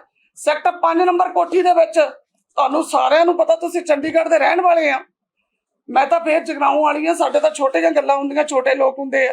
ਤੁਹਾਨੂੰ ਤਾਂ ਪਤਾ ਤੁਹਾਡੇ ਛੋਟੇ ਦੇ ਸਿਰ ਵਰਗੀ ਕੋਠੀ ਇੱਥੇ ਪਈ ਆ, ਤੁਹਾਨੂੰ ਸਾਰਿਆਂ ਨੂੰ ਪਤਾ ਉਹਦੀ ਕੀਮਤ 16 ਲੱਖ ਹੋ ਸਕਦੀ ਹੈ। ਖਹਿਰਾ ਸਾਹਿਬ ਜੇ ਉਹਦੀ ਕੀਮਤ, ਤੁਸੀਂ ਅਗਲੀ ਗੱਲ ਇਹ ਇੱਕ ਗੱਲ ਹੋਰ ਦੱਸਦੀ ਆ, ਤੁਸੀਂ ਮੈਨੂੰ ਇੱਕ ਗੱਲ ਦਾ ਜਵਾਬ ਦਿਓ, ਜੇ ਤੁਹਾਡੇ ਕੋਲੇ ਅਸਲੀ ਵਾਰਿਸ ਸੀ ਤੇ ਤੁਸੀਂ ਸੱਚ ਦੀ ਆਵਾਜ਼ ਦੇ ਪਿਓ ਦੇ ਪੁੱਤ ਸੀ ਤਾਂ ਤੁਸੀਂ ਉਹਦੇ ਅਸਲੀ ਮਾਲਕ ਤੋਂ ਰਜਿਸਟਰੀ ਕਿਉਂ ਨਹੀਂ ਕਰਾਈ? ਤੁਸੀਂ ਕੋਰਟ 'ਚ ਕਿਉਂ ਭੱਜੇ? ਤੁਹਾਡੇ ਕੋਲ ਕਿਰਾਇਆ ਸੀ, ਤੁਸੀਂ ਕਿਰਾਏ ਤੇ ਬੈਠੇ ਸੀ। ਕਰਦੇ ਨਾ ਸਰਬਜੀਤ ਕੌਰ ਮਾਣੂਕੇ ਵਾਂਗੂ ਗੱਲ ਅਣਖ ਦੀ ਵੀ ਆਹ ਚੱਕ ਭਾਈ, ਰੌਲਾ ਪੈਂਦਾ ਚੱਕ ਚਾਬੀਆਂ, ਕੋਠੀਆਂ ਨਹੀਂ ਅਸੀਂ ਲੈਂਦੇ। ਅੱਜ ਮੈਂ ਇੱਕ ਗੱਲ ਤੁਹਾਡੇ ਚੈਨਲ ਦੇ ਮਾਧਿਅਮ ਰਾਹੀਂ ਇੱਕ ਗੱਲ ਜ਼ਰੂਰ ਕਹਿਣਾ ਚਾਹੁੰਦੀ ਆ, ਖਹਿਰਾ ਸਾਹਿਬ ਘਟੀਆਂ ਹਰਕਤਾਂ ਤੋਂ ਬਾਜ਼ ਆ ਜਾਓ, ਕਿਉਂਕਿ ਜਿਹੜਾ ਬੰਦਾ ਏਦਾਂ ਦੀਆਂ ਹਰਕਤਾਂ ਚੱਲਦਾ, ਤੁਸੀਂ ਸਾਰੇ ਬੈਠੇ ਹੋ ਮੇਰੇ ਭੈਣ ਭਰਾ। ਬੜੇ ਲੋਕਾਂ ਨੇ ਮੈਨੂੰ ਫੋਨ ਕਰਕੇ ਪੁੱਛਿਆ, ਸੱਚ ਪੁੱਛਿਆ, ਮੈਂ ਉਹਨਾਂ ਨੂੰ ਪੇਪਰ ਮੰਗੇ, ਪੇਪਰ ਭੇਜੇ, ਉਹਨਾਂ ਨੇ ਮੇਰੇ ਤੇ ਵਿਸ਼ਵਾਸ ਕੀਤਾ, ਉਹਨਾਂ ਦਾ ਤਹਿ ਦਿਲੋਂ ਧੰਨਵਾਦ। ਪੱਤਰਕਾਰ ਸਾਰੇ ਪੀਲੀ ਪੱਤਰਕਾਰੀ ਵਾਲੇ ਨਹੀਂ ਹੁੰਦੇ, ਕੁਝ ਚੰਗੇ ਵੀ, ਬਹੁਤ ਚੰਗੇ ਵੀ ਹੁੰਦੇ ਆ, ਸਾਰੇ ਨਹੀਂ ਮਾੜੇ, ਕੁਝ ਮਾੜੇ ਵੀ ਆ। ਪਰ ਇੱਕ ਗੱਲ ਮੈਂ ਜ਼ਰੂਰ ਕਹੂੰਗੀ, ਖਹਿਰਾ ਸਾਹਿਬ ਤੁਸੀਂ ਇਹਨੂੰ ਮੁੱਦਾ ਨਹੀਂ ਸੀ ਬਣਾਉਣਾ ਚਾਹੁੰਦੇ, ਤੁਸੀਂ ਕਿਸੇ ਦਾ ਹੱਲ ਨਹੀਂ ਸੀ ਕੱਢਣਾ ਚਾਹੁੰਦੇ, ਤੁਸੀਂ ਤਾਂ ਸਿਰਫ ਆਪਦੀ ਰਾਜਨੀਤੀ ਚਮਕਾਉਣਾ ਚਾਹੁੰਦੇ ਸੀ, TRP ਵਧਾਉਣਾ ਚਾਹੁੰਦੇ ਸੀ। ਨਹੀਂ, ਜਦੋਂ ਤੁਸੀਂ ਲੀਡਰ ਆਫ ਆਪੋਜੀਸ਼ਨ ਬਣੇ ਸੀ ਉਦੋਂ ਇਹੀ ਸਰਬਜੀਤ ਕੌਰ ਮਾਣੂਕੇ ਡਿਪਟੀ ਲੀਡਰ ਸੀ। ਜਦੋਂ ਤੁਸੀਂ ਕਹਿੰਦੇ ਸੀ ਭੈਣੇ ਮੈਂ ਲੀਡਰ ਆਫ ਆਪੋਜੀਸ਼ਨ ਬਣਨਾ ਚਾਹੁੰਦਾ, ਤੂੰ ਤਾਂ ਨਹੀਂ ਬਣਨਾ ਚਾਹੁੰਦੀ, ਮੇਰੀ ਫੇਵਰ ਕਰ ਦੇਂਗੀ। ਸਰਬਜੀਤ ਤਾਂ ਅੱਜ ਵੀ ਪੰਜਾਬ ਦੇ ਲੋਕਾਂ 'ਚ ਖੜੀ ਹੈ, ਖੜੀ ਰਹੂਗੀ। ਇੱਕ ਗੱਲ ਦਾ ਵਾਅਦਾ ਕਰਦੀ ਹਾਂ ਤੁਹਾਡੇ ਸਾਰਿਆਂ ਨਾਲ, ਜਦੋਂ ਕੁਝ ਗਲਤੀ ਹੋਈ ਤੁਹਾਡੀ ਕਚਹਿਰੀ ਦੇ ਵਿੱਚ ਆ ਕੇ ਪੰਜਾਬ ਦੇ ਲੋਕਾਂ ਅੱਗੇ ਆ ਕੇ ਗਲ ਵਡਾ ਲੂੰਗੀ। ਪਰ ਜੇ ਮੈਨੂੰ ਬਿਨਾਂ ਗੱਲ ਤੋਂ ਖਿੱਚਣ ਦੀ ਕੋਸ਼ਿਸ਼ ਕੀਤੀ ਕਿਸੇ ਨੇ ਵੀ ਤਾਂ ਮੈਂ ਡੈਫਾਮੇਸ਼ਨ ਸੂਟ ਕਰਾਂਗੀ, ਕਿਉਂਕਿ ਹੁਣ ਬਰਦਾਸ਼ਤ ਤੋਂ ਬਾਹਰ ਹੋ ਚੁੱਕੀ ਹਾਂ ਮੈਂ। ਕਿਉਂਕਿ ਹੱਦ ਦੇਖ ਲਓ ਤੁਸੀਂ ਇਹਨਾਂ ਲੋਕਾਂ ਦੀ, ਐਡੀ ਘਟੀਆਪਣ। ਮੇਰੇ ਨਾਲ ਲੜਨਾ ਲੜੋ, ਮੇਰੇ ਪਰਿਵਾਰ ਨਾਲ ਲੜਨਾ ਲੜੋ, ਤੁਹਾਡੇ ਚੋਂ ਬਹੁਤਿਆਂ ਨੂੰ ਨਹੀਂ ਪਤਾ ਮੇਰੇ ਬੱਚੇ ਕਿੱਥੇ ਪੜ੍ਹਦੇ ਆ। ਇਹਨਾਂ ਨੇ ਮੇਰੇ ਬੱਚਿਆਂ ਤੱਕ ਅਟੈਕ ਕਰਨ ਦੀ ਕੋਸ਼ਿਸ਼ ਕੀਤੀ। ਤੇ ਖਹਿਰਾ ਸਾਹਿਬ ਬੀਬੀ ਮਾਣੂਕੇ ਹੋਰਾਂ ਦੀ ਇੱਕ ਗੱਲ ਧਿਆਨ ਮੰਗਦੀ ਹੈ। ਜਿਸ ਹਿਸਾਬ ਦੇ ਨਾਲ ਹੁਣ ਸੁਖਪਾਲ ਸਿੰਘ ਖਹਿਰਾ ਦੇ ਉੱਪਰ ਨਵੇਂ ਸਿਰਿਓਂ ਦੋਸ਼ ਲੱਗੇ ਨੇ ਕਿ ਰਾਮਗੜ੍ਹ ਵਾਲੀ ਸੜਕ ਦੇ ਬਾਰੇ ਤਾਂ ਦੱਸਿਆ ਜਾਵੇ, ਕਿੱਥੇ ਚਲੀ ਗਈ, ਇੰਨੇ ਕਨਾਲ ਜ਼ਮੀਨ ਆਖਰ ਬਣੀ ਕਿਵੇਂ ਹੈ। ਹੁਣ ਇਹ ਸਾਰਾ ਕੁਝ ਸੁਖਪਾਲ ਸਿੰਘ ਖਹਿਰਾ ਦੇ ਉੱਪਰ ਨਿਰਭਰ ਕਰਦਾ ਕਿ ਉਹਨਾਂ ਨੇ ਜਵਾਬ ਦੇਣਾ ਜਾਂ ਫਿਰ ਨਹੀਂ। ਪੰਜਾਬ ਦੇ ਲੋਕਾਂ ਦੇ ਵਿੱਚ ਸੱਚ ਆਉਣਾ ਚਾਹੀਦਾ, ਅਸੀਂ ਤਾਂ ਇਸ ਗੱਲ ਦੀ ਹਮੇਸ਼ਾ ਹੀ ਹਾਮੀ ਭਰਦੇ ਹਾਂ। ਬਾਕੀ ਜੋ ਕੁਝ ਵੀ ਸੋਸ਼ਲ ਮੀਡੀਆ ਤੇ ਚੱਲ ਰਿਹਾ ਹੈ, ਅਸੀਂ ਇੱਕ ਵਾਰ ਫਿਰ ਕਹਿੰਦੇ ਹਾਂ, ਜ਼ਰੂਰੀ ਨਹੀਂ ਇਸ ਖਬਰ ਨੂੰ ਜੋੜ ਕੇ ਸੋਸ਼ਲ ਮੀਡੀਆ ਤੇ ਜੋ ਕੁਝ ਵੀ ਤੁਹਾਡੇ ਕੋਲ ਆਉਂਦਾ ਇੱਕ ਵਾਰ ਪਹਿਲਾਂ ਉਹਦੀ ਪੁਸ਼ਟੀ ਕਰ ਲੈਣੀ ਚਾਹੀਦੀ ਹੈ, ਬਜਾਏ ਇਸ ਦੇ ਕਿ ਬਾਅਦ ਦੇ ਵਿੱਚ ਕੋਈ ਗੱਲਬਾਤ ਨਵੀਂ ਨਿਕਲੇ। ਕਿਉਂਕਿ ਅੱਜ ਕੱਲ੍ਹ ਪੁਲਿਸ ਦੇ ਕੇਸ ਵੀ ਬਹੁਤ ਹੋਣ ਲੱਗ ਪਏ ਨੇ, ਅੱਜ ਕੱਲ੍ਹ ਕਾਰਵਾਈ ਵੀ ਹੁੰਦੀ ਹੈ, ਇਸੇ ਕਰਕੇ ਹੁੰਦੀ ਹੈ ਕਿ ਝੂਠੀ ਜਾਣਕਾਰੀ ਨੂੰ ਅੱਗੇ ਤੱਕ ਪਹੁੰਚਾਉਣ ਦਾ ਯਤਨ ਕੀਤਾ ਜਾਂਦਾ ਹੈ। ਪਿਛਲੇ ਦਿਨਾਂ ਦੇ ਦੌਰਾਨ ਭਾਰਤ ਸਰਕਾਰ ਨੇ 6 ਲੱਖ ਤੋਂ ਵੱਧ WhatsApp ਦੇ ਖਾਤੇ ਇਸੇ ਕਰਕੇ ਬੰਦ ਕੀਤੇ ਕਿਉਂਕਿ ਗਲਤ ਤਰੀਕੇ ਨਾਲ ਉਹ ਚੱਲ ਰਹੇ ਸੀ ਤੇ ਗਲਤ ਤਰੀਕੇ ਨਾਲ ਜਾਣਕਾਰੀ ਫੈਲਾਈ ਜਾ ਰਹੀ ਸੀ, ਇਸੇ ਕਰਕੇ ਕਾਰਵਾਈ ਹੋਈ ਹੈ। ਸੋ ਦੇਖਦੇ ਹਾਂ ਆਉਂਦੇ ਦਿਨਾਂ ਨੂੰ ਹੁਣ ਜੋ ਇਹ ਨਵੇਂ ਸਿਰੋਂ ਜੰਗ ਸ਼ੁਰੂ ਹੋ ਚੁੱਕੀ ਹੈ ਕਿੱਧਰ ਨੂੰ ਜਾਂਦੀ ਹੈ। ਬੀਬੀ ਮਾਣੂਕੇ ਹੋਰਾਂ ਨੇ ਆਪਣਾ ਪੱਖ ਰੱਖ ਦਿੱਤਾ, ਸਥਿਤੀ ਸਪਸ਼ਟ। ਦੂਸਰੇ ਪਾਸੇ ਖਹਿਰਾ ਸਾਹਿਬ ਕੀ ਕਹਿੰਦੇ ਆ ਆਉਣ ਵਾਲਾ ਸਮਾਂ ਦੱਸੇਗਾ। ਤੇ ਉਧਰ ਜੇਕਰ ਸਿਆਸੀ ਗੱਲ ਕੀਤੀ ਜਾਵੇ, ਪੰਜਾਬ ਦੇ ਮੁੱਖ ਮੰਤਰੀ ਭਗਵੰਤ ਮਾਨ ਤੇ ਪੰਜਾਬ ਦੇ ਗਵਰਨਰ ਬਨਵਾਰੀ ਲਾਲ ਪੁਰੋਹਿਤ ਵਿੱਚ ਸ਼ੁਰੂ ਹੋਇਆ ਵਿਵਾਦ ਅਜੇ ਤੱਕ ਖਤਮ ਹੋਣ ਦਾ ਨਾਮ ਨਹੀਂ ਲੈ ਰਿਹਾ। ਅਜੇ ਕਿੰਨਾ ਚਿਰ ਹੋਰ ਚੱਲਣਾ ਅੱਗੇ ਪਤਾ ਨਹੀਂ। ਗੱਲ ਟਵੀਟੀ ਸ਼ੁਰੂ ਹੁੰਦੀ ਹੈ, ਚਿੱਠੀਆਂ ਤੱਕ ਜਾਂਦੀ ਹੈ, ਉਸ ਤੋਂ ਬਾਅਦ ਕਹਿੰਦੇ ਮੁਲਾਕਾਤਾਂ ਵੀ ਹੋਈਆਂ, ਕਈ ਥਾਵਾਂ ਤੇ ਇਕੱਠੇ ਬੈਠੇ ਇੱਕ ਜਗ੍ਹਾ ਤੇ ਮੰਚ ਤੇ ਆ ਕੇ, ਕੋਈ ਦਾ ਮੂੰਹ ਇੱਧਰ ਨੂੰ ਸੀ, ਕੋਈ ਦੂਸਰੇ ਪਾਸੇ ਮੂੰਹ ਕਰਕੇ ਬੈਠਾ। ਇਹ ਵੀ ਖਬਰਾਂ ਬਹੁਤ ਆਈਆਂ। ਪਰ ਪੰਜਾਬ ਦੇ ਵਿੱਚ ਇਸ ਵੇਲੇ ਜੇਕਰ ਦੋਹੇ ਧਿਰਾਂ ਵੱਲ ਦੇਖਿਆ ਜਾਵੇ ਤਾਂ ਸਰਕਾਰ ਨੂੰ ਅੱਗੇ ਚਲਾਉਣ ਦੇ ਲਈ ਜ਼ਿੰਮੇਵਾਰੀ ਦੋਹੇ ਹੀ ਧਿਰਾਂ ਦੀ ਹੈ। ਇੱਕ ਪਾਸੇ ਪੰਜਾਬ ਦੇ ਗਵਰਨਰ ਸਾਹਿਬ ਨੇ, ਕਿਉਂਕਿ ਸੰਵਿਧਾਨਿਕ ਤੌਰ ਤੇ ਤਾਂ ਮੁਖੀਆ ਉਹੀ ਨੇ, ਪਰ ਜੇਕਰ ਸੂਬੇ ਦੀ ਗੱਲ ਕਰੀਏ ਤੇ ਮਾਨਯੋਗ ਮੁੱਖ ਮੰਤਰੀ ਭਗਵੰਤ ਮਾਨ ਨੇ, ਜਿਨ੍ਹਾਂ ਦੇ ਉੱਪਰ ਪੂਰੇ ਪੰਜਾਬ ਦੀ ਜ਼ਿੰਮੇਵਾਰੀ ਹੈ। ਹੁਣ ਦੋਹਾਂ ਦੇ ਵਿਚਕਾਰ ਸਹਿਮਤੀ ਦਾ ਹੋਣਾ ਜ਼ਰੂਰੀ ਹੈ, ਕਿਉਂਕਿ ਕਿਸੇ ਵੀ ਸੂਬੇ ਦੀ ਭਾਵੇਂ ਅਸੀਂ ਗੱਲ ਕਰ ਲਈਏ, ਉੱਥੋਂ ਦੇ ਗਵਰਨਰ ਤੇ ਮੁੱਖ ਮੰਤਰੀ 15-20 ਦਿਨ ਜਾਂ 1 ਮਹੀਨੇ ਬਾਅਦ ਰਿਪੋਰਟ ਤਾਂ ਦਿੰਦੇ ਰਹਿੰਦੇ ਆ ਕਿ ਕੀ ਹੋ ਰਿਹਾ, ਕੀ ਹੋਣਾ ਚਾਹੀਦਾ। ਇਸੇ ਤਰ੍ਹਾਂ ਦੇਸ਼ ਦੇ ਰਾਸ਼ਟਰਪਤੀ ਤੇ ਪ੍ਰਧਾਨ ਮੰਤਰੀ ਦੇ ਵਿਚਕਾਰ ਵੀ ਕਹਿੰਦੇ ਹੁੰਦਾ। ਤੇ ਜੇਕਰ ਇਹ ਸਾਰਾ ਕੁਝ ਹੁੰਦਾ ਤੇ ਇੱਥੇ ਕਿਉਂ ਨਹੀਂ ਰਾਬਤਾ ਬਣ ਰਿਹਾ? ਇੱਥੇ ਕਿਹੜਾ ਉਹ ਕਾਰਨ ਹੈ ਜਿਹਦੇ ਕਰਕੇ ਲੱਗਦਾ ਬਿੱਲੀ ਰਸਤਾ ਕੱਟ ਗਈ ਹੈ? ਹੁਣ ਅੱਜ ਤੱਕ ਇੱਕ ਧਿਰ ਕਹਿ ਰਹੀ ਹੈ ਕਿ ਅਸੀਂ ਚਿੱਠੀਆਂ ਬਹੁਤ ਲਿਖੀਆਂ, ਦੂਜੀ ਧਿਰ ਕਹਿ ਰਹੀ ਹੈ ਜਵਾਬ ਨਹੀਂ ਦਿੱਤਾ ਜਾ ਰਿਹਾ। ਪੰਜਾਬ ਦੇ ਗਵਰਨਰ ਸਾਹਿਬ ਕਹਿੰਦੇ ਨੇ ਕਿ ਮੈਂ ਕੁਝ ਸਵਾਲ ਹੈ, ਬਹੁਤ ਸਾਰੀਆਂ ਗੱਲਾਂ ਚਿੱਠੀਆਂ ਦੇ ਰੂਪ 'ਚ ਪੁੱਛੀਆਂ, ਪੰਜਾਬ ਦੇ ਮੁੱਖ ਮੰਤਰੀ ਨੇ ਉਹਦਾ ਜਵਾਬ ਨਹੀਂ ਦਿੱਤਾ। ਕੀ ਇਹ ਵਾਕਈ ਸਹੀ ਹੈ? ਜਵਾਬ ਕਿਉਂ ਨਹੀਂ ਦਿੱਤਾ ਜਾ ਰਿਹਾ? ਕਿਹੜੀਆਂ ਉਹ ਗੱਲਾਂ ਨੇ, ਕਿਹੜੇ ਉਹ ਸਵਾਲ ਨੇ? ਪਰ ਸਰਕਾਰ ਵੱਲ ਦੇਖੀਏ ਤਾਂ ਸਰਕਾਰ ਦਾ ਕਹਿਣਾ ਹੈ ਕਿ ਸਰਕਾਰ ਦੇ ਵਿੱਚ ਦਖਲਅੰਦਾਜ਼ੀ ਕੀਤੀ ਜਾ ਰਹੀ ਹੈ। ਹੁਣ ਇਹ ਕਿਹੜੀ ਦਖਲਅੰਦਾਜ਼ੀ ਹੈ? ਆਮ ਤੌਰ ਤੇ ਪਰੰਪਰਾ ਤੋਂ ਉਲਟ ਹੋ ਰਿਹਾ ਹੈ। परंपरा यही है कि एक दूजे नूं गल्लां दे विचकार जो मसले ने उत्ते विचार चर्चा करते रहना चाहिए। पर जेकर नहीं गलबात हो रही तो इसदा कारण की है? पिछले दिनों के दौरान पंजाब दे विच मुख मंत्री भगवंत मान ने कई मुद्दे चुके। वो कहते हैं कि गवर्नर साहब दखलअंदाजी करते हैं। तुसीं एक गल होर देखो, सरहदी इलाके का दौरा किया पंजाब के गवर्नर साहब ने, उत्थों दे जाके लोगों को मिले, धर्म परिवर्तन के संबंधी गल्लां कीतियां। इस तो इलावा वैसे संविधानक तौर पर चार अधिकारिक तौर पर 4 दौरे सीगे, एक 5वां उन्हां दा अपना भी दौरा रहा। हुण उत्थे जाके लोगों नाल गलबात की, नशा जो दूजे देश तो आ रहा है उहदे बारे गलबात की, नशा विकदा किस तरह, किहड़े लोग इस धंधे विच शामिल ने, उत्थों के लोगों को अपील भी की कि प्रशासन का साथ दिता जाए क्योंकि जड़ तो खत्म करना नशा। ये भी चर्चा चली। फिर कहा गया कि पंजाब BSF के दायरे के 50 किलोमीटर के दायरे च आ गया, तो वह भी चर्चा हमेशा चलती रही है कि गवर्नर साहब ने उत्थे भी दखलअंदाजी की। चलो की होगी, इन्ना भी इधर ध्यान दईए तो आप कहने कि बहुत दूर तक ये भी गल जाती है। हुण जदों पंजाब के मुख मंत्री साहब वाल देखिए तो वह कहते हैं कि गवर्नर साहब ने संविधानिक रवायतों को तोड़िया। हुण किहड़ियां संविधानिक रवायतां सी? वो कहते मैं अपने स्टैंड ते पहलां भी सी ते हुण भी अपने स्टैंड ते हाँ। ते जदों गवर्नर साहब वाल है वो कहते पे है कि इस वेले मैनूं मुख मंत्री कोलों जानकारी मंगण दा पूरा अधिकार है। दोहें धिरां भावें अपनी जगह सही होण, पर हद्दां कौन टप रहा है इस वेले? ये तो विचार करने की जरूरत है ना। जदों पहला विधान सभा का विशेष इजलास सद्या गया उदों भी गवर्नर साहब ने मंजूरी नहीं दी, उत्थे भी काम अड़ गया। हुण विधान सभा का दूसरा विशेष इजलास सदना ते इत्थे भी कुंडी अड़ी हुई है। गवर्नर साहब कहते हैं कि एजेंडा दस्या जाए किहड़ा। हुण एजेंडा किहड़ा सी वो तो दसना पैना जेकर गवर्नर साहब पुछते हैं। वैसे ये भी हुण एक चर्चा नवें सिरों चल पई है कि पिछला विधान सभा का विशेष इजलास खत्म नहीं सी होया, वो उठाया गया सी। ते जेकर उठाया गया सी, हो सकता महीने 2 महीने 4 महीने या 5 महीने नूं भी वो दोबारा बिठाया जा सकता है कि उस दे तहत सारा कुछ हो रहा है कि वाकई ही इस वेले इजाजत लैण की जरूरत नहीं कि इत्थे सचमुच ही गवर्नर साहब हुण एजेंडा मंगण तो बिना इजाजत दे नहीं सकते। ये अपने आप दे विच बहुत सारे सवाल ने, पर यह अज ही तो शुरू नहीं होया ना। पंजाब दे विच जदों ऑपरेशन लॉटर शुरू होया सी तो उस वेले भी गवर्नर साहब दा विच रौला रहा। हुण कई इस तरह के मौके आए जदों सरकार ने कहा कि गवर्नर साहब दखलअंदाजी करते पे है तो गवर्नर साहब कहते सरकार सही तरीके नाल साथ नहीं दिंदी पई। हुण इस मसले दे विचों भी बहुता कुछ निकलण वाला नहीं। वो इस करके है क्योंकि पंजाब दे लोग इस चीज़ तो अक चुके हैं। एक दिन हुंदा, 2 दिन हुंदा, तीजे दिन हुंदा कोई नहीं। सरकारी तौर पर जदों समागम रखे जाते हैं उस वेले उचेचे तौर पर ना पहुँचना, हो सकता कुछ निजी कारण भी हो सकते हैं, पर ना पहुँचना उदों का यह मुद्दा शुरू होया होवे। 10 महीने तो उपर तो समा हो गया ये टसलबाजी जी चलती नूं, हुण खत्म हो जानी चाहिए है क्योंकि पंजाब के लोग इस चीज़ नहीं देख रहे। जे मानयोग मुख मंत्री इधर ध्यान नहीं देंदे, पंजाब के होर भी बहुत सारे गंभीर मुद्दे ने, तो उहदे विच मुख सकत्तर पंजाब के, गृह सकत्तर ने, मुख मंत्री के प्रिंसीपल सकत्तर ने, कई जने ने, वो भी तो विच कोई ना कदी जवाब दे सकते जेकर उन्हां दे कोल अधिकार होवे, जेकर उन्हां नूं लगदा होवे कि हालात इस तरह के हैगे तां।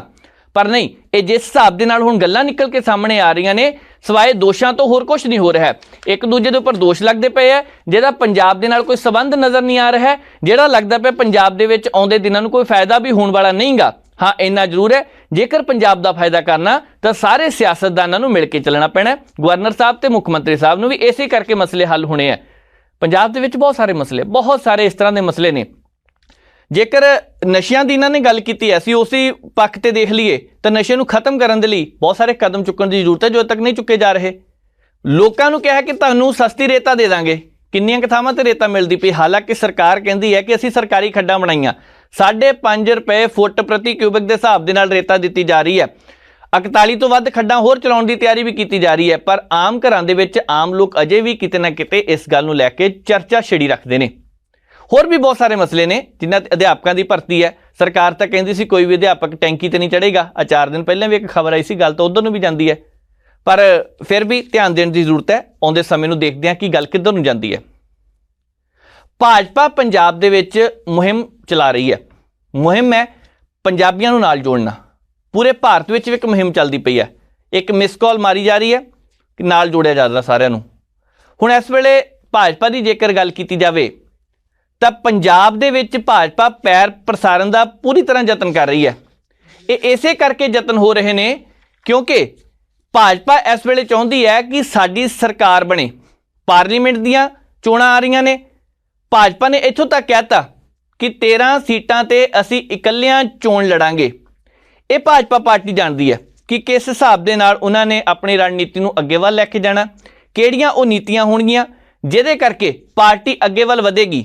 ਪਰ ਜਿਸ ਹਿਸਾਬ ਦੇ ਨਾਲ ਕੱਲ ਹੁਸ਼ਿਆਰਪੁਰ ਵਿੱਚ ਜੇਪੀ ਨੱਡਾ ਆਏ, ਹੁਣ ਜੇਪੀ ਨੱਡਾ ਹੋਰਾਂ ਨੇ ਜਿਸ ਹਿਸਾਬ ਦੇ ਨਾਲ ਪਿਛਲੇ 9 ਸਾਲਾਂ ਦੀਆਂ ਪ੍ਰਾਪਤੀਆਂ ਗਿਣਾਉਣੀਆਂ ਸ਼ੁਰੂ ਕੀਤੀਆਂ ਤੇ ਨਾਲ ਦੇ ਨਾਲ ਕਾਂਗਰਸ ਤੇ ਚੋਟਾਂ ਲਗਾਈਆਂ ਕਿ ਇਹ ਹੁਣ 3 ਜਣਿਆਂ ਦੀ ਪਾਰਟੀ ਬਣ ਕੇ ਰਹਿ ਗਈ ਹੈ, ਰਾਹੁਲ ਗਾਂਧੀ, ਪ੍ਰਿयंका ਗਾਂਧੀ ਤੇ ਉਹਨਾਂ ਦੀ ਮਾਤਾ ਸੋਨੀਆ ਗਾਂਧੀ, ਇਹਨਾਂ ਤਿੰਨਾਂ ਦੀ ਪਾਰਟੀ ਬਣ ਕੇ ਰਹਿ ਗਈ ਹੈ। ਇਹ ਤੋਂ ਇਲਾਵਾ ਕੀ ਹੋ ਬਚਿਆ? ਅਸੀਂ ਕਹਿੰਦੇ ਪਰਿਵਾਰਵਾਦ ਖਤਮ ਕਰ ਦਿੱਤਾ।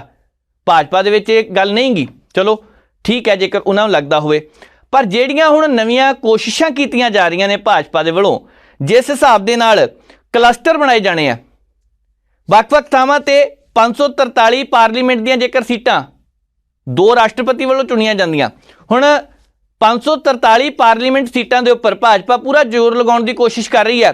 ਤਾਂ ਉੱਥੇ ਇਹ ਵੀ ਗੱਲ ਨਿਕਲ ਕੇ ਸਾਹਮਣੇ ਆ ਰਹੀ ਹੈ ਕਿ ਇਹਨਾਂ ਥਾਵਾਂ ਤੇ 4000 ਤੋਂ ਵੱਧ ਜਨ ਸਭਾਵਾਂ ਕਰਨੀਆਂ। ਇਹਦਾ ਮਤਲਬ ਇਕੱਠ ਕਰਕੇ ਭਾਜਪਾ ਨੇ ਜੋ ਕੀਤਾ ਲੋਕਾਂ ਤੱਕ ਪਹੁੰਚਾਉਣ ਦਾ ਯਤਨ ਕੀਤਾ ਜਾਵੇਗਾ। ਹੁਣ ਇਸੇ ਕੜੀ ਦੇ ਤਹਿਤ ਆਉਂਦੇ ਦਿਨਾਂ ਨੂੰ 2 ਹੋਰ ਰੈਲੀਆਂ ਪੰਜਾਬ ਦੇ ਵਿੱਚ ਰੱਖੀਆਂ ਗਈਆਂ। ਕੱਲ ਨੂੰ ਇੱਕ ਲੁਧਿਆਣੇ ਦੇ ਵਿੱਚ ਵੀ ਰੈਲੀ ਹੋ ਰਹੀ ਹੈ ਜਿੱਥੇ ਕੇਂਦਰੀ ਸਿਹਤ ਮੰਤਰੀ ਮਨਸੁਖ ਮਾਂਡਵੀਆ ਪਹੁੰਚ ਰਹੇ ਨੇ, ਹੁਣ ਉਹ ਵੀ ਸੰਬੋਧਨ ਕਰਨਗੇ ਲੋਕਾਂ ਨੂੰ। ਇਸੇ ਤਰ੍ਹਾਂ ਅੱਜ ਬਠਿੰਡਾ ਦੇ ਵਿੱਚ ਵੀ ਇੱਕ ਪ੍ਰੈਸ ਕਾਨਫਰੰਸ ਹੋਈ। ਉਸ ਪ੍ਰੈਸ ਕਾਨਫਰੰਸ ਦੇ ਦੌਰਾਨ ਵੀ ਬਹੁਤ ਸਾਰੀਆਂ ਭਾਜਪਾ ਦੀਆਂ ਪ੍ਰਾਪਤੀਆਂ ਗਿਣਾਈਆਂ ਗਈਆਂ ਕਿ ਇਲਾਕੇ ਦੇ ਵਿੱਚ ਕੀ ਕੀਤਾ।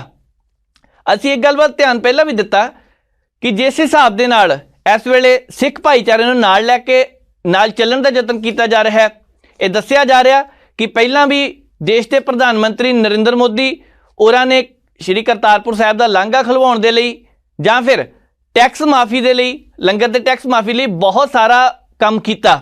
ਇਹ ਉਹਨਾਂ ਨੇ ਪ੍ਰਾਪਤੀਆਂ ਗਿਣਾਈਆਂ ਭਾਜਪਾ ਨੇ। ਨਾਲ ਇਹ ਵੀ ਗੱਲ ਕਹੀ ਹੈ ਕਿ ਇੱਕ ਸਮਾਂ ਉਹ ਵੀ ਸੀ ਜਿੱਥੇ ਦੇਸ਼ ਦੀ ਪ੍ਰਧਾਨ ਮੰਤਰੀ ਨੇ ਐਮਰਜੈਂਸੀ ਤੱਕ ਲਗਵਾਤੀ, ਪਰ ਸਾਡੇ ਦੇਸ਼ ਦੇ ਪ੍ਰਧਾਨ ਮੰਤਰੀ ਜਿਹੜੇ ਮੌਜੂਦਾ ਸਮੇਂ ਦੇ ਨੇ ਉਹਨਾਂ ਨੇ ਲੋਕਾਂ ਲਈ ਕੰਮ ਕੀਤਾ ਹੈ।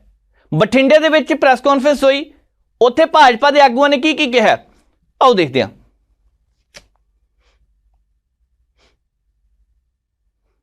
9 साल की सरकार देश में प्रधानमंत्री नरेंद्र मोदी जी के नेतृत्व में चली।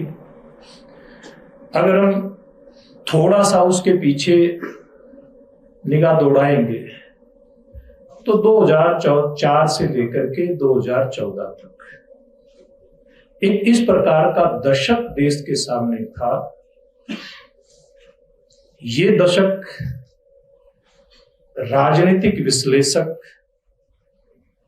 इसको लॉस्ट डिकेड मान करके चलते हैं, यानी कि इस दशक के अंदर इस देश के अंदर जिस प्रकार की सरकार थी, उस सरकार की जो एक्टिविटी थी वो ना के बराबर थी। किस प्रकार से उस समय की लीडरशिप, असहाय लीडरशिप इस देश और दुनिया ने 10 साल के अंदर देखी। एक परिवार के सहारे उस समय देश के प्रधानमंत्री चले और जितना नुकसान देश का इस 10 साल के अंदर हुआ उसकी कल्पना नहीं कर सकते। पूरी दुनिया में जो आर्थिक उदारीकरण का दौर पिछले कुछ दशकों से चला था, उस दौर के अंदर अगर मजबूत लीडरशिप इस देश के अंदर उस दशक के दौर में होती तो निश्चित रूप से देश इससे भी आगे जाता। लेकिन सौभाग्य भारतवासियों का, हम सब लोगों का और भारतीय जनता पार्टी की तरफ से हम इस बात के लिए देश के नागरिकों का कोटि कोटि धन्यवाद भी करते हैं, उनको नमन भी करते हैं कि उन्होंने एक मजबूत लीडर को देश का प्रधानमंत्री बनाया। जिस प्रकार की मजबूत लीडरशिप इस 9 साल के अंदर हम सब लोगों को देखने को मिली, उसके कारण से हमारे देश ने ना केवल अपने इंफ्रास्ट्रक्चर को मजबूत किया, ना केवल अपने जो संसाधन हैं उनका ठीक से उपयोग करके एक तरफ देश में गरीब कल्याण का एजेंडा सेट किया जाए, बल्कि देश को आर्थिक मजबूती किस प्रकार से प्रदान हो, इस दिशा में भी काम हुआ। देश में मजदूर, किसान, व्यापारी, इस दिशा में तो देश आगे बढ़ाए, इनकी भलाई के लिए तो काम हुए ही। देश का समग्रता के साथ विकास किस प्रकार से हो, इस बात को फोकस में रख करके नरेंद्र मोदी जी अपनी टीम को लेकर के, एनडीए को लेकर के आगे बढ़े। हम पंजाब में बैठे हैं तो हम बात करें बॉर्डर एरिया होने के नाते, जहां एक तरफ किसान के कल्याण के लिए सरकार ने बहुत बड़े बड़े कदम उठाए, तो देश की सुरक्षा के नाते भी बहुत बड़े काम हुए हैं। और सारी बातों को अगर गौर करें तो पूरी दुनिया के अंदर इन सारी बातों के कारण से जिस प्रकार से देश का मान सम्मान बढ़ा, ये बात आज कोई भारतीय जनता पार्टी के कार्यकर्ता नेता के नाते कहने की नहीं है, ये तो पूरी दुनिया ने इस बात को देखा है।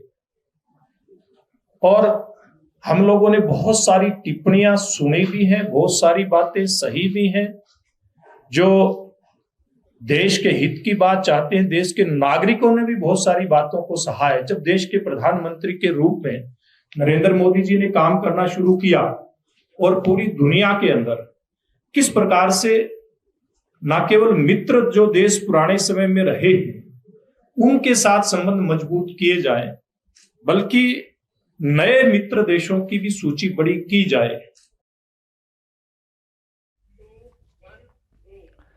ਸੋ ਭਾਜਪਾ ਨੇ ਦੱਸਿਆ ਕਿ 31 ਮਈ ਤੋਂ ਇਸ ਮੁਹਿੰਮ ਦੀ ਸ਼ੁਰੂਆਤ ਕੀਤੀ ਹੈ ਤੇ 30 ਜੂਨ ਤੱਕ ਇਸ ਮੁਹਿੰਮ ਨੇ ਅੱਗੇ ਚੱਲਣਾ ਹੈ। ਰਾਜਸਥਾਨ ਤੋਂ ਵੈਸੇ ਜਿਸ ਦਿਨ ਪ੍ਰਧਾਨ ਮੰਤਰੀ ਨਰਿੰਦਰ ਮੋਦੀ ਅਜਮੇਰ ਪਹੁੰਚੇ ਸੀ ਉਸ ਦਿਨ ਤੋਂ ਇਸ ਦੀ ਸ਼ੁਰੂਆਤ ਮੰਨੀ ਜਾ ਰਹੀ ਹੈ।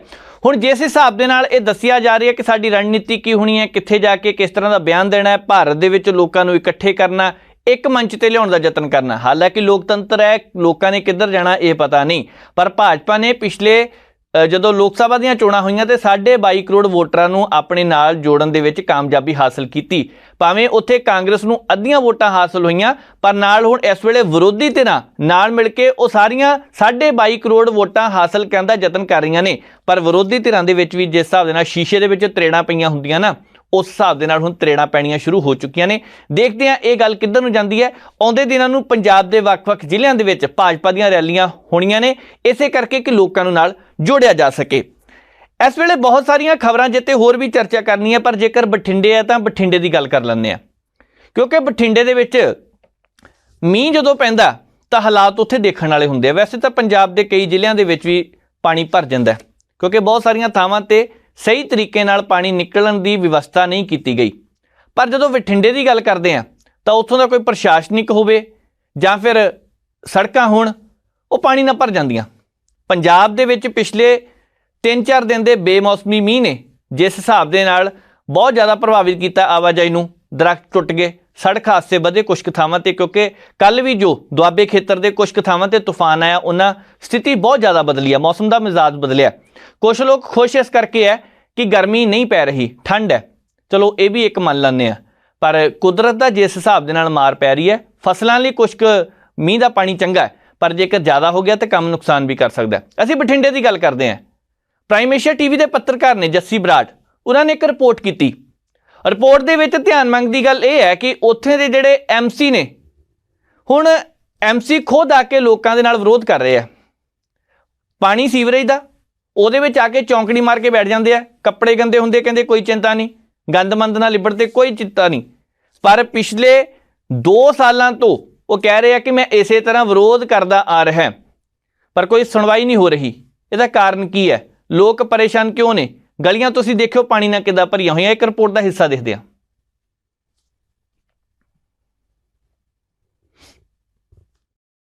ਸਤਿ ਸ਼੍ਰੀ ਅਕਾਲ ਜੀ, ਤੁਸੀਂ ਦੇਖ ਰਹੇ ਹੋ ਪ੍ਰਾਈਮ ਏਸ਼ੀਆ ਟੀਵੀ ਤੇ ਮੈਂ ਹਾਂ ਜੱਸੀ ਬਰਾੜ। ਲਗਾਤਾਰ ਪੰਜਾਬ ਦੇ ਵਿੱਚ ਜਦੋਂ ਸਰਕਾਰ ਦਾ ਬਦਲਾਅ ਹੁੰਦਾ ਤਾਂ ਬਹੁਤ ਸਾਰੇ ਲੋਕ ਖੁਸ਼ ਹੁੰਦੇ ਆ ਵੀ ਸ਼ਾਇਦ ਸਾਨੂੰ ਮੁੱਢਲੀਆਂ ਸਹੂਲਤਾਂ ਮਿਲ ਜਾਣਗੀਆਂ। ਪਿਛਲੇ ਤਕਰੀਬਨ 70-75 ਸਾਲ ਹੋ ਗਏ, ਪਰ ਲੋਕ ਮੁੱਢਲੀਆਂ ਸਹੂਲਤਾਂ ਤੋਂ ਹਜੇ ਤੱਕ ਵਾਂਝੇ ਨੇ। ਤਸਵੀਰਾਂ ਤੁਹਾਨੂੰ ਇੱਕ ਵਾਰ ਪਿੱਛੋਂ ਤੱਕ ਦਿਖਾ ਦੇਵਾਂ, ਗਲੀ ਦੀਆਂ ਤਸਵੀਰਾਂ ਦੇਖਦੇ ਹੋ, ਇਸ ਤਰ੍ਹਾਂ ਲੱਗਦਾ ਹੈ ਵੀ ਕਿਸੇ ਨਹਿਰ ਜਾਂ ਨਦੀ ਦੇ ਕਿਨਾਰੇ ਖੜੇ ਆ, ਪਰ ਨਹੀਂ, ਇਹ ਲੋਕਾਂ ਦੇ ਘਰ ਨੇ, ਇੱਥੇ ਲੋਕ ਵੱਸਦੇ ਨੇ, ਕੋਈ ਨਹਿਰ ਨਹੀਂ ਨਦੀ ਹੈ। ਇਹ ਪੂਰੇ ਪਾਸੇ ਤਸਵੀਰਾਂ ਦੇਖੋਗੇ, ਇਹ ਸੀਵਰੇਜ ਦਾ ਗੰਦਾ ਪਾਣੀ ਹੈ।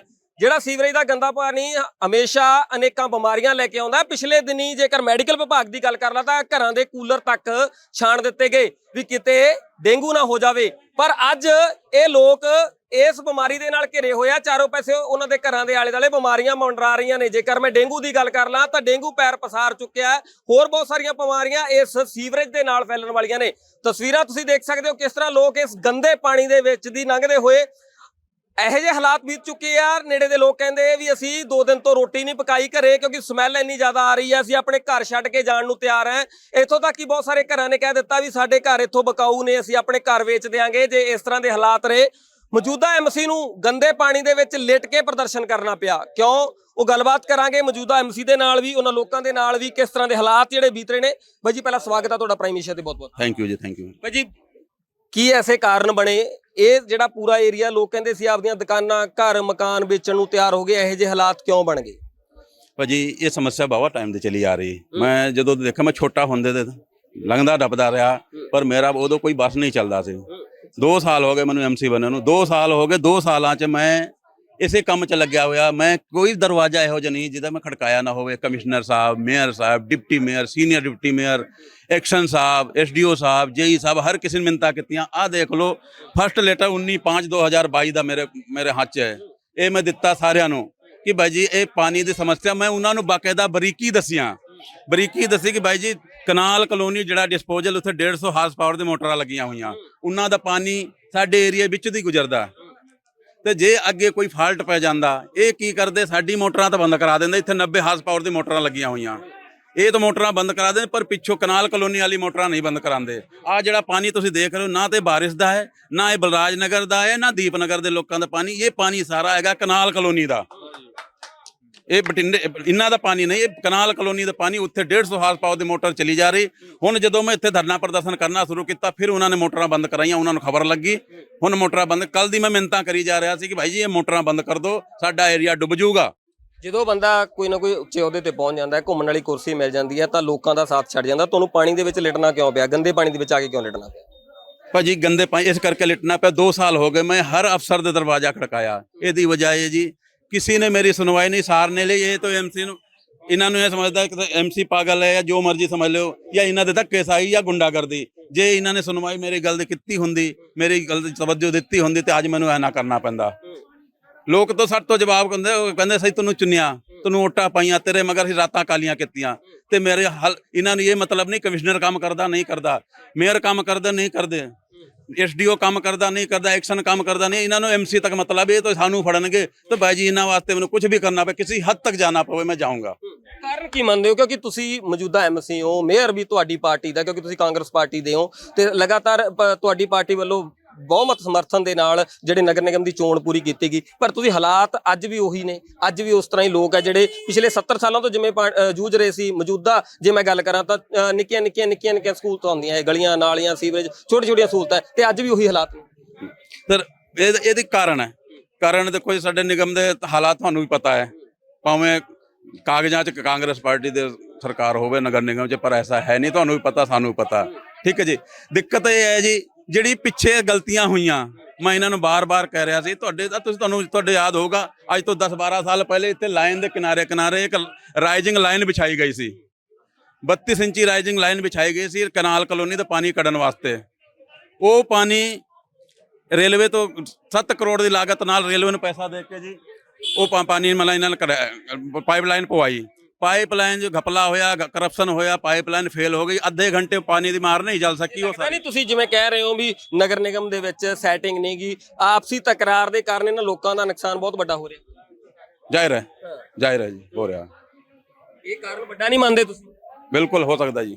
ਕਿਤੇ ਨਾ ਕਿਤੇ ਲੋਕ ਹੈ ਜਿਹੜੇ ਮੁੱਢਲੀਆਂ ਸਹੂਲਤਾਂ ਨੂੰ ਮੰਗਦੇ ਆਉਂਦੇ ਆ। ਮੁੱਢਲੀਆਂ ਸਹੂਲਤਾਂ ਲੋਕਾਂ ਵਾਸਤੇ ਅਕਸਰ ਹੀ ਲੋਕ ਕਹਿੰਦੇ ਆ ਵੀ ਸਾਨੂੰ ਸਿਰਫ ਮੁੱਢਲੀਆਂ ਸਹੂਲਤਾਂ ਹੀ ਚਾਹੀਦੀਆਂ ਨੇ। ਸਰਕਾਰ ਤੋਂ ਇੱਕ ਵੱਡੀ ਆਸ ਹੁੰਦੀ ਆ, ਪਰ ਮੁੱਢਲੀਆਂ ਸਹੂਲਤਾਂ ਦੀ ਥਾਂ ਤੇ ਲੋਕਾਂ ਨੂੰ ਨਰਕ ਵਰਗੀ ਜ਼ਿੰਦਗੀ ਮਿਲ ਰਹੀ ਹੈ। ਬਿਲਕੁਲ ਸੱਚ ਹੈ ਜੀ, ਇਹ 'ਚ ਕੋਈ ਸ਼ੱਕ ਨਹੀਂ। ਸਰਕਾਰ ਸਪੋਰਟ ਨਹੀਂ ਕਰ ਰਹੀ। ਅਸੀਂ ਅਫਸਰਾਂ ਕੋਲ ਜਾਂਦੇ, ਉਹ ਕਹਿੰਦੇ ਪਿੱਛੋਂ ਪੈਸਾ, ਗਵਰਨਮੈਂਟ ਪੈਸਾ ਨਹੀਂ ਦੇ ਰਹੀ।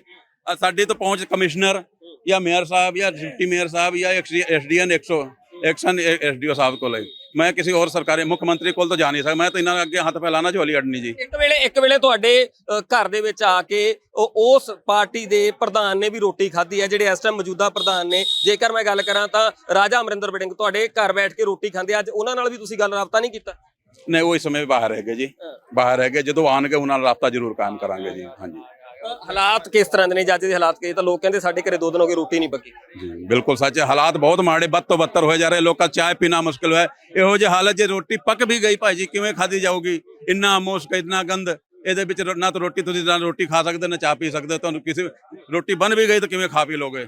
ਦੇਖ ਰਹੇ ਹੋ ਲਗਾਤਾਰ ਪਾਣੀ ਹੈ ਜਿਹੜਾ ਉਹ ਵੱਧ ਰਿਹਾ ਤੇ ਬਹੁਤ ਸਾਰੇ ਲੋਕ ਹੈ ਜਿਹੜੇ ਪ੍ਰਦਰਸ਼ਨ ਕਰਦੇ ਹੋਏ ਤੁਹਾਨੂੰ ਤਸਵੀਰਾਂ ਦੇ ਵਿੱਚ ਨਜ਼ਰ ਆ ਰਹੇ ਆ, ਕਿਉਂਕਿ ਲੋਕ ਜਿਹੜੇ ਮੁੱਢਲੀਆਂ ਸਹੂਲਤਾਂ ਮੰਗਦੇ ਨੇ, ਲੋਕ ਜਿਹੜੇ ਆਪਣਾ ਜਨ ਜੀਵਨ ਮੰਗਦੇ ਨੇ। ਕਿਉਂਕਿ ਅਕਸਰ ਆਪਾਂ ਕਹਿ ਦਿੰਦੇ ਆ ਵੀ ਯਾਰ ਸਾਨੂੰ ਸਾਫ਼ ਸੁਥਰਾ ਜਿਹੜਾ এনवायरमेंट ਚਾਹੀਦੀ ਹੈ, ਸਾਫ਼ ਸੁਥਰੀਆਂ ਜਗ੍ਹਾਵਾਂ ਚਾਹੀਦੀਆਂ ਨੇ। ਅਕਸਰ ਹੀ ਲਗਾਤਾਰ ਲੋਕਾਂ ਦੀ ਮੰਗ ਮੁੱਢਲੀ ਇਹੀ ਹੁੰਦੀ ਹੈ। ਜੇਕਰ ਆਪਾਂ ਮਹੱਲੇ ਦਾ ਕੋਈ ਐਮਸੀ ਜਾਂ ਕੋਈ ਪਿੰਡ ਦਾ ਸਰਪੰਚ ਚੁਣਦੇ ਆ ਤਾਂ ਆਪਾਂ ਨੂੰ ਇੱਕ ਆਸ ਹੁੰਦੀ ਆ ਵੀ ਸ਼ਾਇਦ ਸਾਡੇ ਕੰਮ ਹੋ ਜਾਣਗੇ, ਸ਼ਾਇਦ ਅਸੀਂ ਇਹਨਾਂ ਤੰਗੀਆਂ ਪਰੇਸ਼ਾਨੀਆਂ ਤੋਂ ਬਾਅਦ ਨਿਕਲ ਜਾਵਾਂਗੇ। ਪਰ ਹਜੇ ਤੱਕ 70-75 ਸਾਲ ਹੋ ਗਏ ਦੇਸ਼ ਆਜ਼ਾਦ ਹੋਏ ਨੂੰ, ਪਰ ਲੋਕ ਹਜੇ ਮੁੱਢਲੀਆਂ ਸਹੂਲਤਾਂ ਨੂੰ ਹੀ ਤਰਸਦੇ ਨੇ। ਉਹ ਲੋਕ ਅੱਜ ਨਰਕ ਵਰਗੀ ਜ਼ਿੰਦਗੀ ਜੀਣ ਨੂੰ ਤਿਆਰ ਆ। ਪਿੱਛੋਂ ਤੱਕ ਤੁਹਾਨੂੰ ਤਸਵੀਰਾਂ ਦਿਖਾ ਦੇਵਾਂ, ਸਾਡੇ ਇਸ ਇਲਾਕੇ ਦੀਆਂ ਮਾਵਾਂ ਭੈਣਾਂ ਜਿਹੜੀਆਂ ਲਗਾਤਾਰ ਵਿਰੋਧ ਕਰ ਰਹੀਆਂ ਨੇ, ਨਾਅਰੇ ਲਾ ਰਹੀਆਂ ਨੇ, ਕਿਉਂਕਿ ਇਹਨਾਂ ਨੂੰ ਸਭ ਤੋਂ ਵੱਡੀ ਦਿੱਕਤ ਆਉਂਦੀ ਹੈ ਇਹਨਾਂ ਦੇ ਘਰਾਂ ਦੇ ਵਿੱਚ ਪਾਣੀ ਹੈ ਜਿਹੜਾ ਉਹ ਵੜਨਾ ਸ਼ੁਰੂ ਹੋ ਗਿਆ ਤੇ ਜਿਹੜੇ ਲੋਕ ਨੇ ਉਹ ਪਰੇਸ਼ਾਨ ਨੇ ਵੀ ਘਰਾਂ ਦੇ ਵਿੱਚੋਂ ਅਸੀਂ ਕਿਵੇਂ ਨਿਕਲੀਏ, ਬਿਮਾਰੀਆਂ ਦੇ ਵਿੱਚੋਂ ਕਿਵੇਂ ਨਿਕਲੀਏ। ਬਹੁਤ ਸਾਰੀਆਂ ਬਿਮਾਰੀਆਂ ਦਾ ਸਾਹਮਣਾ ਇਹ ਲੋਕ ਕਰ ਰਹੇ ਨੇ। ਤੁਸੀਂ ਦੇਖ ਸਕਦੇ ਹੋ ਕਿਸ ਤਰ੍ਹਾਂ ਵੱਡੀ ਗਿਣਤੀ ਦੇ ਵਿੱਚ ਲੋਕ ਹੈ ਜਿਹੜੇ ਨਾਅਰੇਬਾਜ਼ੀ ਕਰਦੇ ਹੋਏ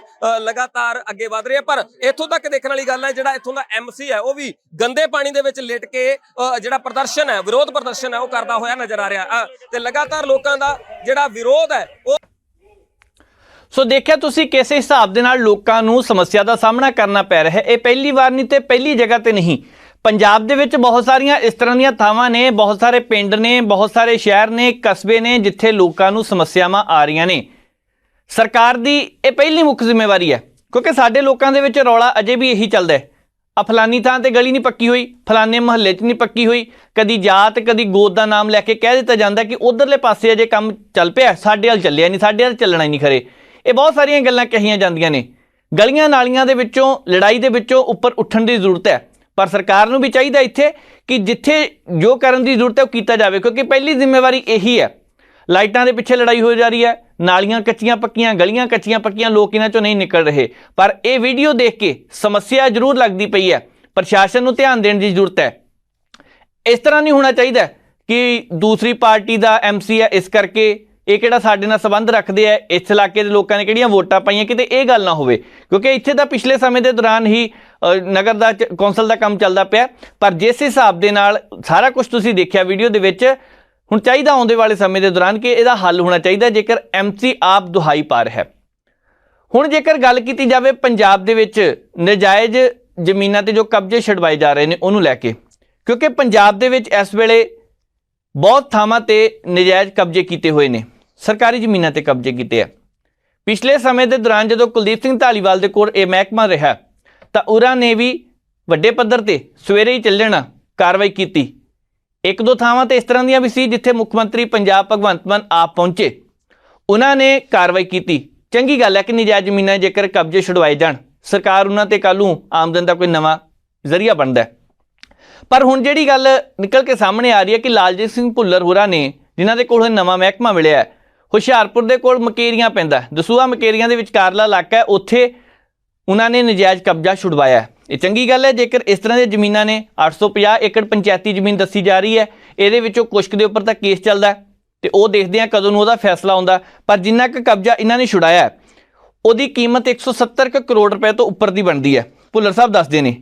ਇਹ ਤੋਂ ਪਹਿਲਾਂ ਤੁਹਾਨੂੰ ਯਾਦ ਹੋਣਾ ਕਿ 1013 ਏਕੜ ਪੰਚਾਇਤੀ ਜ਼ਮੀਨ ਦੇ ਵਿੱਚੋਂ 115 ਏਕੜ ਰਕਬੇ ਦੇ ਕਾਬਜ਼ਕਾਰਾਂ ਵੱਲੋਂ ਆਪਣੀ ਇੱਛਾ ਦੇ ਅਨੁਸਾਰ ਹੀ ਕਬਜ਼ਾ ਛੱਡ ਦਿੱਤਾ ਗਿਆ। ਹੁਣ ਬਹੁਤ ਸਾਰੀਆਂ ਪੰਜਾਬ ਦੇ ਵਿੱਚ ਇਸ ਤਰ੍ਹਾਂ ਦੀਆਂ ਥਾਵਾਂ ਨੇ ਜਿੱਥੇ ਆਪਣੀ ਮਰਜ਼ੀ ਦੇ ਨਾਲ, ਇੱਛਾ ਦੇ ਅਨੁਸਾਰ ਕਬਜ਼ਾ ਛੱਡ ਦਿੱਤਾ ਗਿਆ, ਕਿਉਂਕਿ ਸਰਕਾਰ ਦੀ ਕਾਰਵਾਈ ਹੋਣ ਦਾ ਵੀ ਡਰ ਸਤਾ ਰਿਹਾ ਹੈ। ਤੇ ਜੇਕਰ ਇਹ ਡਰ ਸਤਾ ਰਿਹਾ ਇਸੇ ਕਰਕੇ ਹੈ ਕਿ ਸਰਕਾਰ ਕਾਰਵਾਈ ਕਰਦੀ ਪਈ ਹੈ। ਦੂਸਰੇ ਪਾਸੇ 11000 ਏਕੜ ਤੋਂ ਵੱਧ ਇਸ ਤਰ੍ਹਾਂ ਦੀ ਜ਼ਮੀਨ ਹੈ ਜਿੱਥੋਂ ਹੁਣ ਤੱਕ ਕਬਜ਼ਾ ਛੁਡਵਾਇਆ ਜਾ ਚੁੱਕਿਆ ਹੈ। ਤੇ ਪੰਜਾਬ ਦੇ ਵਿੱਚ ਹੋਰਾਂ ਥਾਵਾਂ ਤੇ ਵੀ ਜਿੱਥੇ ਜਿੱਥੇ ਇਹ ਕਬਜ਼ੇ ਹੈਗੇ ਆ, ਰਸੂਖਦਾਰ ਬਹੁਤ ਨੇ, ਮੰਤਰੀ ਸਾਹਿਬ ਕਹਿੰਦੇ ਆ ਕਿ ਰਸੂਖਦਾਰਾਂ ਤੇ ਵੀ ਅਸੀਂ ਕਾਰਵਾਈ ਕਰਾਂਗੇ, ਕਿਸੇ ਨੂੰ ਨਹੀਂ ਬਖਸ਼ਣਾ। ਚਾਹੀਦਾ ਤਾਂ ਵੈਸੇ ਇਹੀ ਹੈ ਕਿ ਇਹ ਨਾ ਹੋਵੇ ਕਿ ਕੱਲ ਨੂੰ ਕਿਸੇ ਲਈ ਐਨਕ ਵੱਖਰੀ ਹੋਵੇ ਦੇਖਣ ਵਾਲੀ, ਕਿਸੇ ਦਾ ਲੈਂਸ ਵੱਖਰਾ ਹੋਵੇ, ਕਿਸੇ ਨੂੰ ਦੂਰ ਦੀ ਨਿਗਾਹ ਨਾਲ ਦੇਖਿਆ ਜਾਵੇ, ਕਿਸੇ ਨੂੰ ਲਾਗੇ ਦੀ ਨਿਗਾਹ ਨਾਲ ਦੇਖਿਆ ਜਾਵੇ। ਇਦਾਂ ਨਹੀਂ ਹੋਣਾ ਚਾਹੀਦਾ, ਸਾਰਿਆਂ ਨੂੰ ਇੱਕ ਨਜ਼ਰੇ ਦੇਖਣਾ ਚਾਹੀਦਾ। ਜਿੱਥੇ ਇੱਥੇ ਕਾਰਵਾਈ ਦੀ ਜ਼ਰੂਰਤ ਹੈ ਕਰਨੀ ਚਾਹੀਦੀ ਹੈ। ਤਾਂ ਪਿਛਲੇ ਦਿਨਾਂ ਦੇ ਦੌਰਾਨ ਉਹ ਹੋਟਲਾਂ ਦਾ ਬਹੁਤ ਰੌਲਾ ਪਿਆ, ਮਹਿਲਾਂ ਦਾ ਬਹੁਤ ਰੌਲਾ ਪਿਆ ਕਿ ਉਹ ਵੀ ਨਜਾਇਜ਼ ਜ਼ਮੀਨ ਤੇ ਬਣਾਏ ਹੋਏ ਆ। ਜੇਕਰ ਹੈਗਾ ਕਾਰਵਾਈ ਹੋ ਸਕਦੀ ਹੈ। ਮੁੱਦਾ ਸਭ ਤੋਂ ਪਹਿਲਾਂ ਉਹ ਕੁਲਦੀਪ ਸਿੰਘ ਧਾਲੀਵਾਲ ਨੇ ਚੁੱਕਿਆ ਤੇ ਹੁਣ ਦੇਖਦੇ ਹਾਂ ਗੱਲ ਉਧਰ ਨੂੰ ਜਾਂਦੀ ਹੈ, ਕਾਰਵਾਈ ਕਰਨਗੇ ਜਾਂ ਫਿਰ ਨਹੀਂ। ਹੁਣ ਜੇਕਰ ਪੰਜਾਬ ਦੇ ਬਾਕੀ ਸਿਆਸੀ ਹਾਲਾਤਾਂ ਦੀ ਗੱਲ ਕਰੀਏ ਤਾਂ ਇਸ ਵੇਲੇ ਜਿਸ ਹਿਸਾਬ ਦੇ ਨਾਲ ਮਾਹੌਲ ਬਣਦਾ ਜਾ ਰਿਹਾ ਹੈ, ਆਉਂਦੇ ਦਿਨਾਂ ਨੂੰ ਸਿਆਸੀ ਤੌਰ ਤੇ ਹਰ ਇੱਕ ਬੰਦਾ ਫਾਇਦਾ ਲੈਣ ਦੀ ਕੋਸ਼ਿਸ਼ ਵੀ ਕਰਦਾ ਹੈ। ਪੰਜਾਬ ਤੋਂ ਇੱਕ ਖਬਰ ਸਾਹਮਣੇ ਆਈ ਹੈ, ਇੱਕ ਅੰਕੜਾ ਸਾਹਮਣੇ ਆਇਆ ਕਿ ਪੰਜਾਬ ਦੇ ਵਿੱਚ ਨਕਲੀ ਜਾਤੀ ਦੇ ਸਰਟੀਫਿਕੇਟ ਬਣਾ ਕੇ ਸਰਕਾਰੀ ਨੌਕਰੀਆਂ ਕੀਤੀਆਂ ਗਈਆਂ। ਪਿਛਲੇ ਦਿਨੀ ਖਜ਼ਾਨਾ ਮੰਤਰੀ ਹਰਪਾਲ ਸਿੰਘ ਚੀਮਾ ਨੇ ਕਿਹਾ ਕਿ ਅਸੀਂ ਕਾਰਵਾਈ ਕਰਾਂਗੇ ਤੇ 15 ਦਿਨਾਂ ਦੇ ਵਿੱਚ ਹੀ ਕਾਰਵਾਈ ਕੀਤੀ ਜਾਵੇਗੀ। ਇਹ ਚੰਗੀ ਗੱਲ ਹੈ। ਜਿਹੜੇ ਲੋੜਵੰਦ ਨੇ, ਜਿਨ੍ਹਾਂ ਨੂੰ ਸਰਕਾਰ ਨੇ ਅਧਿਕਾਰਿਕ ਤੌਰ ਤੇ ਸੰਵਿਧਾਨਿਕ ਤੌਰ ਤੇ ਅਧਿਕਾਰ ਦਿੱਤਾ ਹੈ, ਉਹ ਲੋਕ ਜੋ ਦੱਬੇ ਕੁਚਲੇ ਨੇ, ਉਹ ਲੋਕ ਜੋ ਸਮਾਜਿਕ ਤੌਰ ਤੇ ਪਛੜੇ ਹੋਏ ਨੇ, ਉਹ ਲੋਕ ਜਿਹੜੇ ਪਛੜੇ ਇਲਾਕਿਆਂ ਤੇ ਜਾਂ ਫਿਰ ਕਹਿ ਲਈਏ ਸਰਹੱਦੀ ਇਲਾਕਿਆਂ ਦੇ ਵਿੱਚ ਆਉਂਦੇ ਨੇ, ਉਹਨਾਂ ਨੂੰ ਜਿਹੜੀ ਜ਼ਮੀਨਾਂ ਜਾਂ ਫਿਰ ਕਹਿ ਲਈਏ ਉਹਨਾਂ ਕੋਲ ਜ਼ਮੀਨਾਂ ਹੈ ਨਹੀਂ ਗਿਆ, ਉਹਨਾਂ ਨੂੰ ਸਰਕਾਰ ਨੇ ਕਿਹਾ ਕਿ ਤੁਹਾਨੂੰ ਅਸੀਂ ਪਛੜੇ ਇਲਾਕੇ ਦੇ ਆਧਾਰ ਤੇ ਨੌਕਰੀਆਂ ਦੇਵਾਂਗੇ। ਹੁਣ ਚਲੋ ਠੀਕ ਹੈ, ਕੁਝ ਕੁ ਥਾਵਾਂ ਤੇ ਉਹਨਾਂ ਨੂੰ ਮਿਲ ਜਾਂਦਾ ਵਿੱਚੋਂ ਕੋਟੇ ਦੇ ਨਾਲ, ਪਰ ਇੰਨਾ ਜ਼ਰੂਰ ਹੈ ਕਿ ਪੰਜਾਬ ਦੇ ਵਿੱਚ ਬਹੁਤ ਸਾਰੇ ਲੋਕ ਇਸ ਤਰ੍ਹਾਂ ਦੇ ਨੇ ਜੋ ਐਸਸੀ ਸਰਟੀਫਿਕੇਟ ਤੇ ਗਲਤ ਤੌਰ ਤੇ ਭਰਤੀ ਹੋਏ। ਅੱਜ ਜਿਹੜੀ ਰਿਪੋਰਟ ਆਈ ਹੈ ਉਹ 'ਚ ਪਤਾ ਲੱਗਿਆ ਕਿ 2 ਸਾਲਾਂ ਦੇ ਵਿੱਚ 300 ਤੋਂ ਜ਼ਿਆਦਾ ਸ਼ਿਕਾਇਤਾਂ ਮਿਲੀਆਂ ਤੇ 93 ਦੀ ਜਾਂਚ ਸ਼ੁਰੂ ਹੋ ਚੁੱਕੀ ਹੈ। 2023 ਦੇ ਵਿੱਚ 4 ਸਰਟੀਫਿਕੇਟ ਇਸ ਤਰ੍ਹਾਂ ਦੇ ਹੁਣ ਤੱਕ ਫੜੇ ਜਾ ਚੁੱਕੇ ਨੇ। 2022 ਦੇ ਵਿੱਚ 18 ਸਰਟੀਫਿਕੇਟ ਰੱਦ ਕੀਤੇ ਗਏ। 2013 ਦਾ ਵੀ ਰੌਲਾ ਹੈ। 2013 ਦੇ ਵਿੱਚ ਸਰਕਾਰ ਉਸ ਵੇਲੇ ਸ਼੍ਰੋਮਣੀ ਅਕਾਲੀ ਦਲ ਦੀ ਸਰਕਾਰ ਰਹੀ ਤੇ ਉਸ ਵੇਲੇ ਵੀ ਸਭ ਤੋਂ ਵੱਧ ਸਰਟੀਫਿਕੇਟ ਕਹਿੰਦੇ ਬਣੇ ਆ। ਜੇਕਰ ਹੈਗੇ ਜਾਂਚ ਹੋਣੀ ਚਾਹੀਦੀ ਹੈ। 2018 ਦੇ ਵਿੱਚ ਕਾਂਗਰਸ ਦੀ ਸਰਕਾਰ ਸੀ, ਉਸ ਵੇਲੇ ਵੀ ਜੇਕਰ ਸਰਟੀਫਿਕੇਟ ਬਣੇ ਆ ਤੇ ਕਾਰਵਾਈ ਹੋਣੀ ਚਾਹੀਦੀ ਹੈ। ਮੌਜੂਦਾ ਸਮੇਂ ਦੇ ਵਿੱਚ ਵੀ ਹੁਣ ਰੱਦ ਕੀਤਾ ਗਿਆ। ਪਿਛਲੇ ਦਿਨ ਇੱਕ ਕਲਾਕਾਰ ਦਾ ਰੌਲਾ ਵੀ ਬਹੁਤ ਪਿਆ ਕਿ ਉਹਦੇ ਪਿਤਾ ਜੀ ਨੇ ਨੌਕਰੀ ਕਰ ਲਈ। ਚਲੋ ਜੋ ਕੁਝ ਵੀ ਹੈ ਨਤਾਰਾ ਹੋਣਾ ਚਾਹੀਦਾ ਹੈ, ਨਜਾਇਜ਼ ਨਹੀਂ ਕਿਸੇ ਨਾਲ ਹੋਣੀ ਚਾਹੀਦੀ, ਪਰ ਜਾਇਜ਼ ਤੌਰ ਤੇ ਜਿਨ੍ਹਾਂ ਦੇ ਕੋਲ ਅਧਿਕਾਰ ਹੈ, ਜਿਹੜੇ ਸਮਾਜਿਕ ਤੌਰ ਤੇ ਪਛੜੇ ਹੋਏ ਨੇ, ਉਹਨਾਂ ਨੂੰ ਹੁਣ ਜੇਕਰ ਇਹ ਸਹੂਲਤ ਸਰਕਾਰ ਨੇ ਦਿੱਤੀ ਹੈ ਤਾਂ ਉਹਨਾਂ ਦੀ ਸਹੂਲਤ ਕੌਣ ਖੋ ਰਿਹਾ ਹੈ? ਵੈਸੇ ਡਾਕਟਰ ਭੀਮ ਰਾਓ ਅੰਬੇਡਕਰ ਨੇ ਇੱਕ ਗੱਲ ਕਹੀ ਸੀ ਕਿ ਇਸ ਮੁਲਕ ਦੇ ਵਿੱਚ ਧਰਮ ਬਦਲਿਆ ਜਾ ਸਕਦਾ, ਜਾਤ ਨਹੀਂ ਬਦਲੀ ਜਾ ਸਕਦੀ। ਤੇ ਜੇਕਰ ਜਾਤ ਨਹੀਂ ਬਦਲੀ ਜਾ ਸਕਦੀ ਤਾਂ ਕਿਉਂ ਜਾਤ ਬਦਲ ਕੇ ਸਰਟੀਫਿਕੇਟ ਬਣਾਇਆ ਜਾ ਰਿਹਾ ਹੈ? ਸਵਾਲ ਬਹੁਤ ਵੱਡਾ ਹੈ। ਇਹਦੇ ਵਿੱਚ ਜਿਹੜੇ ਅਫਸਰ ਹੈ ਸਮੇਂ-ਸਮੇਂ ਦੇ, ਚਾਹੇ ਉਹ ਤਹਿਸੀਲਦਾਰ ਹੈ, ਚਾਹੇ ਪੰਚ, ਸਰਪੰਚ, MC ਜਿਹਨੇ ਲੰਬੜਦਾਰ, ਜੋ ਵੀ ਹੈ, ਜਿਹਨੇ ਵੀ ਦਸਤਖਤ ਕੀਤੇ ਆ, ਉਹਨਾਂ ਦੇ ਖਿਲਾਫ ਕਾਰਵਾਈ ਵੀ ਹੋਣੀ ਚਾਹੀਦੀ ਹੈ। ਕੱਲ੍ਹ ਨੂੰ ਜਾਂਚ ਹੋਣੀ ਚਾਹੀਦੀ ਪੂਰੇ ਪੰਜਾਬ ਦੇ ਵਿੱਚ ਇਸ ਤਰ੍ਹਾਂ ਦੇ ਕਿੰਨੇ ਸਰਟੀਫਿਕੇਟ ਨੇ। ਉਮੀਦ ਕਰਦੇ ਹਾਂ ਅੱਜ ਦਾ ਇਹ ਖਾਸ ਪ੍ਰੋਗਰਾਮ ਤੁਹਾਨੂੰ ਜ਼ਰੂਰ ਪਸੰਦ ਆਇਆ ਹੋਣਾ। ਪ੍ਰੋਗਰਾਮ ਨੂੰ ਇੱਥੇ ਸਮਾਪਤ ਕਰਦੇ ਹਾਂ। ਮੈਨੂੰ ਨਵਜੀਤ ਨੂੰ ਦਿਓ ਇਜਾਜ਼ਤ। ਦੇਖਦੇ ਰਹੋ ਪ੍ਰਾਈਮ ਏਸ਼ੀਆ TV, ਤੁਹਾਡਾ ਆਪਣਾ, ਤੁਹਾਡੇ ਲਈ।